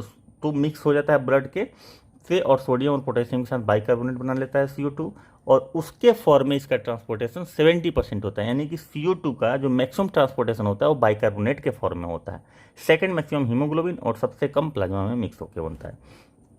Internal respiration क्या होता है, internal respiration में inside the body gaseous exchange takes place between blood and tissue fluid which is called internal respiration। Blood और tissue के बीच में जो exchange होता है, जो हम बोल रहे थे कि ऑक्सीजन ज़्यादा रहेगा ब्लड में और टिश्यू में कम रहेगा तो वहाँ पे एक्सचेंज होगा, और CO2 टिश्यू में ज़्यादा रहेगा और ब्लड में कम रहेगा तो CO2 ब्लड में आ जाएगा, तो वो होता है उसको गैसियस एक्सचेंज बोलते हैं। Note gaseous exchange lung is called external respiration, gaseous exchange को एक्सटर्नल रेस्पिरेशन ही कहते हैं। उसके बाद आ जाता है सेलुलर रेस्पिरेशन, मतलब सेल के अंदर जब ऑक्सीजन घुस गया तब जो रेस्पिरेशन होता है उसको सेलुलर रेस्पिरेशन बोलते हैं। और यहाँ पे हवा आता जाता नहीं है, हवा के प्रेजेंस में ग्लूकोज का ब्रेकडाउन होता है और वहाँ से ATP एनर्जी करेंसी बनता है प्लस CO2 निकलता है। तो glucose is oxidised by oxygen reached into cell, the process is called cellular respiration. ये कहाँ होता है, ऑक्सीडेशन ऑफ ग्लूकोज कहाँ होता है, यानी कि ग्लूकोज का ब्रेकडाउन कहाँ होता है, तो सेल के अंदर हमने पढ़ा था साइटोलॉजी में, माइटोकॉन्ड्रिया के अंदर होता है, ठीक है। और वहाँ से type of cellular respiration there are 2 type, anaerobic और एरोबिक होता है। एनएरोबिक मतलब कि ऑक्सीजन के एब्सेंस, एन मतलब नहीं, एरोबिक मतलब हवा, हवा मतलब यहाँ पे माना जाता है ऑक्सीजन को ही रेस्पिरेशन, जो ऑक्सीजन के नहीं होने की वजह से, नहीं का मतलब एकदम नहीं ऐसा नहीं है, कम होगा, सफिशियंट मात्रा में नहीं होगा। If the oxidation of food takes place in absence of oxygen, during this only 2 ATP molecule are produced from 1 molecule of glucose। एक मोलिकुल ऑफ ग्लूकोज से 2 ATP बनता है। ATP क्या है, एनर्जी करेंसी बोलते हैं इसको, माइटोकॉन्ड्रिया में प्रोड्यूस होता है। इसका फुल फॉर्म क्या होता है, एडिनोसिन ट्राइफॉस्फेट, ठीक है। एडिनोसिन के साथ 3 फॉस्फेट ग्रुप जुड़ा हुआ होता है, उसको एडिनोसिन ट्राइफॉस्फेट बोलते हैं और यही एनर्जी प्रोवाइड करता है, इसीलिए इसको एनर्जी करेंसी बोलते हैं। और ये इसका जो प्रोडक्शन होता है वो कहाँ होता है, माइटोकॉन्ड्रिया में, इसीलिए माइटोकॉन्ड्रिया को पावर ऑफ द सेल बोलते हैं। इसीलिए मैं बोल रहा हूँ कि वीडियो पुराना जो नहीं देखे हैं बायोलॉजी का वो देख लीजिएगा, इनफैक्ट सारा वीडियो देखिए ताकि सारा का सारा सेक्शन आपका मजबूत हो। और जो लोग सब्सक्राइब नहीं किए जरूर सब्सक्राइब कर लीजिएगा ताकि कोई वीडियो आपसे छूटे नहीं। The final product of anaerobic respiration in animal tissue like skeletal muscle cell is lactic acid, ठीक है। तो CO2 लैक्टिक एसिड बन गया, एनर्जी बन गया एनिमल में, ठीक है।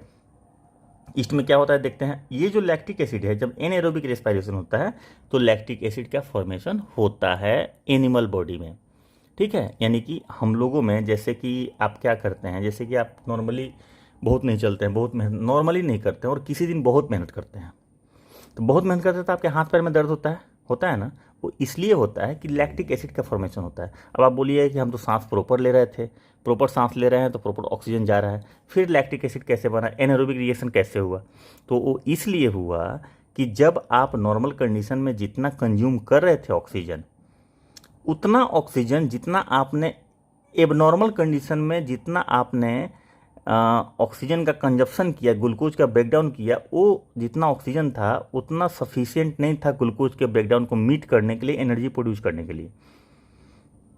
मतलब आपका जो ऑक्सीजन लेने का जो क्षमता है, आप जिस रिदम पे लेते हैं पहले, और मतलब नॉर्मल कंडीशन में जितना लेते हैं, लेकिन जब आप ज़्यादा मेहनत करते हैं तो आपको ज़्यादा ऑक्सीजन चाहिए, तो ज़्यादा ऑक्सीजन चाहिए तो आप लेते नहीं हैं, क्योंकि बॉडी तो अडेप्टेड है उसी रेट से लेने के लिए। जैसे आप ज़्यादा दूर तक चल लिए, आपको चलने का आदत नहीं है, तो पैर हाथ में दर्द हो जाता है, मतलब पैर में दर्द हो जाता है, या कुछ ऐसा भारी चीज़ उठाया जिसमें हाथ में दर्द हो जाता है, तो वो इसीलिए हो जाता है क्योंकि ऑक्सीजन जो आप नॉर्मली लेते हैं वही ऑक्सीजन सप्लाई हो रहा है सेल्स को, उसी रेट से सप्लाई हो रहा है, लेकिन आप उस सेल से ज़्यादा मेहनत करवा दी किसी दिन, तो वो क्या किया कि ग्लूकोज का ब्रेकडाउन किया, क्योंकि उसको एनर्जी चाहिए था, और ब्रेकडाउन करते वक्त उसको उतना ऑक्सीजन नहीं मिला जितना उसके लिए चाहिए था, क्योंकि आपने एबनॉर्मल तरीके से मेहनत किया। तो क्या होगा, लैक्टिक एसिड बनेगा, और जो पेन होता है ना बॉडी में, वो लैक्टिक एसिड के फॉर्मेशन के वजह से ही होता है।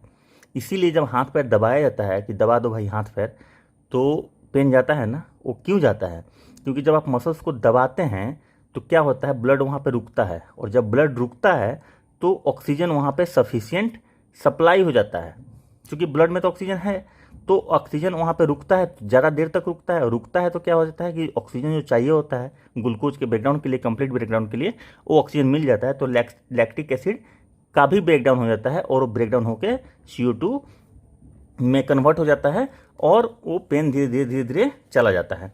अब तो ये हो गई, इसीलिए मैं बोल रहा हूँ कि वीडियो स्किप नहीं कीजिए, क्योंकि मैं एक्सप्लेन जो कर रहा हूँ वो आप स्किप कर दीजिएगा तो भैया नहीं मिलेगा, और ये इस बुक में नहीं लिखा हुआ इतना डिटेल, ठीक है। इसमें इतना ही लिखा हुआ जितना आपका सवाल आएगा, लेकिन अगर एक सवाल घुमा के पूछ दिया तो आपसे नहीं बनेगा, क्योंकि उतना एक्सप्लेनेशन आपको नहीं मिलेगा, इसलिए मैं बोलता हूँ वीडियो स्किप नहीं कीजिएगा। तो ईस्ट में क्या होता है, इन सर्टेन बैक्टीरिया बने इथाइल एल्कोहल और इथेनॉल का प्रोडक्शन हो जाता है। अब CO2 इथाइल एल्कोहल ईस्ट, ताड़ी जो सुनते हैं ना, तार के ब्रिज से जो निकलता है, तो उसमें क्या होता है कि ईस्ट उसमें सेक्रेट करता है, अपना एक एंजाइम सेक्रेट करता है, और उसमें कंप्लीट ब्रेकडाउन नहीं होता है, क्योंकि उतना उसमें असर नहीं होता है, तो वो इथाइल एल्कोहल और CO2 में और एनर्जी में कन्वर्ट हो जाता है। उसके बाद एरोबिक रेस्पिरेशन, जब हवा का प्रचुर मात्रा उपलब्ध है, एयर का मतलब कि ऑक्सीजन का प्रचुर मात्रा उपलब्ध है, it takes place in presence of oxygen. अच्छा, एनएरोबिक रेस्पिरेशन माइटोकॉन्ड्रिया में नहीं होता है, साइटोप्लाज्म में होता है, ठीक है। अब साइटोप्लाज्म माइटोकॉन्ड्रिया में अंतर है, और क्या अंतर है वो साइटोलॉजी का जो वीडियो था उसमें देख लीजिएगा, जो शुरुआत में 2-3 वीडियो बना है उसमें। The complete oxidation of glucose takes place aerobic में, और इसमें क्या बनता है, CO2 और H2O हो जाता है, ये ऐसे ब्रेकडाउन होता है, और 38 ATP का प्रोडक्शन होता है। सोचिए एनारोबिक में कितना, 2, और इसमें 38 होता है। The complex process of cellular respiration divided into 2 part, एक ग्लाइकोलाइसिस होता है जो साइटोप्लाज्म में होता है, और दूसरा क्रेब्स साइकिल होता है जो माइटोकॉन्ड्रिया में। तब ग्लाइकोलाइसिस देख लेते हैं, glycolysis cytoplasm, Krebs cycle mitochondria. अब ग्लाइकोलाइसिस देख लेते हैं। फर्स्ट,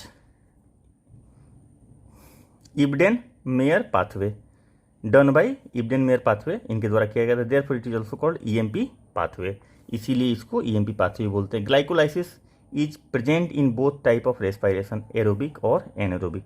चूंकि ये साइटोप्लाज्म में होता है इसलिए एरोबिक एनारोबिक से इसको कोई फर्क नहीं पड़ता है, ये होगा ही होगा। This process takes place in cytoplasm as a result of decomposition of 1 glucose molecule atom in glycolysis 2 atom of pyruvic acid is formed.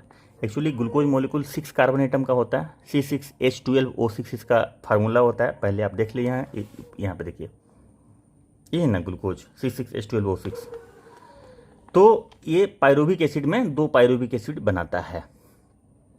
Glycolysis में सिंपल एक ही है प्रोसेस कि ग्लूकोज 2 पायरुविक एसिड के फॉर्म में टूट जाता है, कहाँ पे, साइटोप्लाज्म में, और पायरुविक एसिड जो होता है वो 3 कार्बन एटम का बना होता है, इसलिए 2 बनता है पायरुविक एसिड का मोलिकुल। अब एक पायरुविक एसिड अगर ऑक्सीजन प्रेजेंट है तो ये पायरुविक एसिड घुस जाता है कहाँ, क्रेब्स साइकिल में। To start this process 2 atom of ATP takes part but at the end of the process 4 ATP obtain हो जाता है। ठीक है, अब ग्लाइकोलाइसिस को शुरू करने के लिए 2 ATP चाहिए, एनर्जी करेंसी चाहिए, मतलब 2 रुपया चाहिए ऐसे बोलिए, अगर एनर्जी की भाषा में बोले तो 2 एनर्जी चाहिए, तो 2 ATP चाहिए और फाइनली 4 ATP इससे बन के निकलता है। ठीक है, तो नेट प्रोडक्शन कितना हो गया, 2 ATP का। Therefore as the result of glycolysis 2 atom of ATP as obtain, that is 16,000 calorie obtain हो जाता है।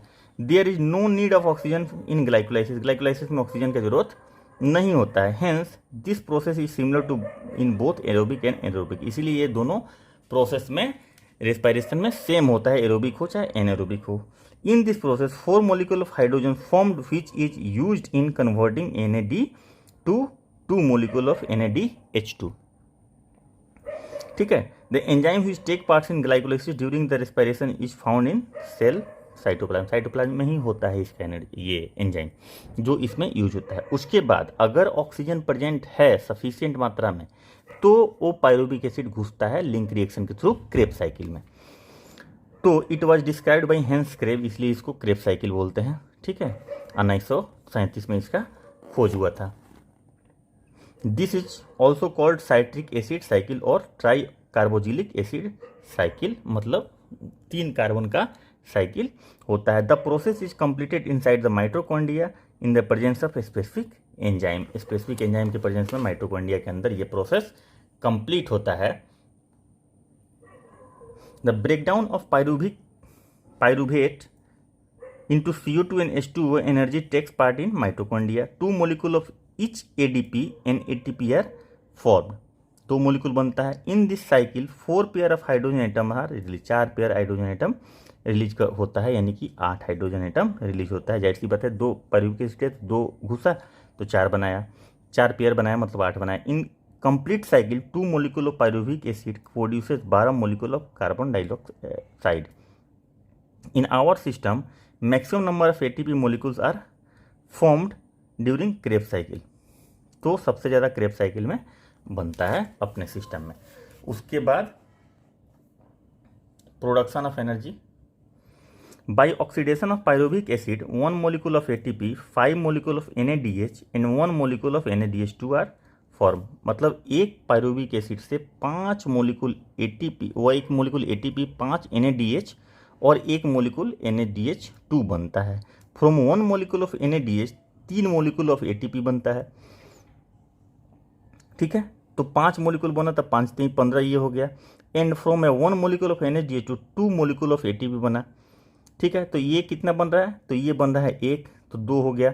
ठीक है, उसके बाद एक ATP बनता है 1 ATP, ये तो 5 3 15 और ये 18 हो गया। टोटल मिला के 1 + 15 + 2, तो 18 मोलिकुल ऑफ ATP फॉर्म हो गया 1 से। From 1 molecule of glucose 2 molecule of pyruvic acid is formed by which 36, मतलब एक मोलिकुल से तो 18 मोलिकुल बन गया। टोटल 2 से 36 हो गया, तो ग्लूकोज के 1 मोलिकुल से 36 ATP रिलीज यहीं पे हो गया during the glycolysis. 2 molecule of ATP formed, तो 36 हो गया क्रेब साइकिल में और 2 हो गया ग्लाइकोलाइसिस में, तो टोटल 38 ATP बन गया। अब रेस्पिरेटरी सब्सटेंसेस, रेस्पिरेटरी सब्सटेंसेस क्या है, carbohydrate, fat, protein are the main respiratory substances, मतलब जिसका ब्रेकडाउन होकर एनर्जी का प्रोडक्शन होता है। At first oxidation of glucose, सबसे पहले ऑक्सीडेशन ऑफ ग्लूकोज होता है। ठीक है, ग्लूकोज के टूटने के बाद जब ग्लूकोज खत्म हो जाता है, ठीक है, तो फैट टूटता है, प्रोटीन नहीं टूटता, प्रोटीन सबसे लास्ट में टूटता है। यानी मसल का डिग्रेडेशन जो होता है सबसे लास्ट में होता है। जब आप भूखे रहेंगे तो सबसे आपके पहले आपके बॉडी का ग्लूकोज खत्म होगा, ऐसा नहीं कि 0 हो जाएगा, मतलब ग्लूकोज की जब कमी होने लगेगी तो वहाँ से फैट से निकालना लगेगा ग्लूकोज एनर्जी, और उसका भी जब खत्म होने लगेगा तब प्रोटीन का ब्रेकडाउन शुरू हो जाएगा। After the consumption of carbohydrate protein fat का ऑक्सीडेशन होगा and protein starts if energy required, protein सबसे लास्ट में होता है, तो ये ध्यान रखेंगे। उसके बाद आप आ जाइए, respiration is a catabolic process. Catabolic होता है, 2 तरह का प्रोसेस होता है, कैटाबोलिक और एक होता है एनाबोलिक। तो कैटाबोलिक में ब्रेकडाउन होता है और एनाबोलिक में बिल्डिंग होता है। It also reduces the weight of the body. Respiration is controlled by medulla oblongata, जो हम लोग पहले नर्वस सिस्टम में पढ़ चुके हैं। Cyanide poisoning causes death in second due to breakdown of the electron transport chain. Electron transport chain को break कर देता है साइनाइड, इसीलिए क्या होता है, डेथ हो जाता है इमीडिएटली।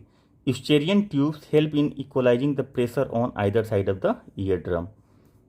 यूस्टेरियन ट्यूब जो होता है ईयर ड्रम के दोनों तरफ होता है प्रेशर को इक्वलाइज करने के लिए। Retina of eye process the information gathered by the photo receptor cell and send it back to brain to decide what is the picture is.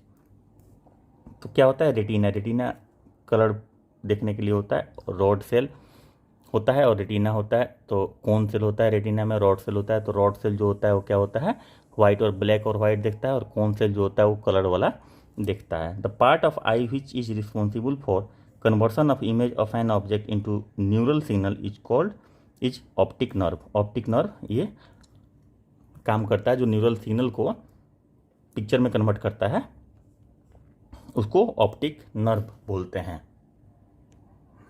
तो इस वीडियो को यहीं पे ख़त्म करते हैं और न्यूट्रिएंट्स अगले क्लास में देखेंगे कल। तब तक के लिए पढ़िए मन लगा के, रिवीजन कीजिए, प्रॉपर क्वेश्चन बनाइए, क्वेश्चन एराइज कीजिए, दोस्तों के साथ शेयर कीजिए वीडियो, और दोस्तों के साथ शेयर करके उनको भी बोलिए पढ़ने के लिए, और डिस्कशन कीजिए। डिस्कशन से कॉन्सेप्ट भी क्लियर होगा, याद भी ज़्यादा रहेगा, आप ज़्यादा रिटेन भी कर पाएंगे। इसलिए मैं बार बार बोलता हूँ, सिर्फ MCQ बनाइए मत, पहले पढ़िए फिर MCQ बनाइए। MCQ तो बनाना ही है, उसके बिना काम नहीं चलेगा, लेकिन पहले पढ़ लीजिए ताकि कॉन्सेप्ट क्लियर रहेगा, तो MCQ बनाना आसान भी हो जाएगा, रटने वाला पार्ट कम हो जाएगा। तो वीडियो अगर अच्छी लगी हो, अच्छी तो लगी रही होगी, अगर यहाँ तक आप देख रहे हैं, जो लोग भी देख रहे हैं, जाहिर सी बात है कि बहुत सीरियस कैंडिडेट हैं, तो पढ़िए मन लगा के, और लाइक शेयर सब्सक्राइब जरूर कर दीजिएगा, सब्सक्राइब जरूर कीजिएगा, और कमेंट जरूर कीजिए ताकि सेशन इंटरेक्टिव रहे। कमेंट करने से हमें पता चलता है कहाँ पे दिक्कत आ रही है, कहाँ पे क्या प्रॉब्लम है, उसको हम लोग फिर से ऐड करेंगे। अगर कोई कन्फ्यूज़न आ रही है, कोई दिक्कत आ रही है, तो उसको एक्सप्लेन भी करेंगे। इसलिए कमेंट जरूर कीजिए और सब्सक्राइब जरूर कीजिए ताकि कोई वीडियो मिस नहीं हो, और वीडियो स्किप नहीं कीजिएगा, प्रॉपर पूरा देखिएगा। चलिए वीडियो को एंड करते हैं, मिलते हैं अगले क्लास में। तब तक के लिए बाय बाय, टेक केयर, जय हिंद।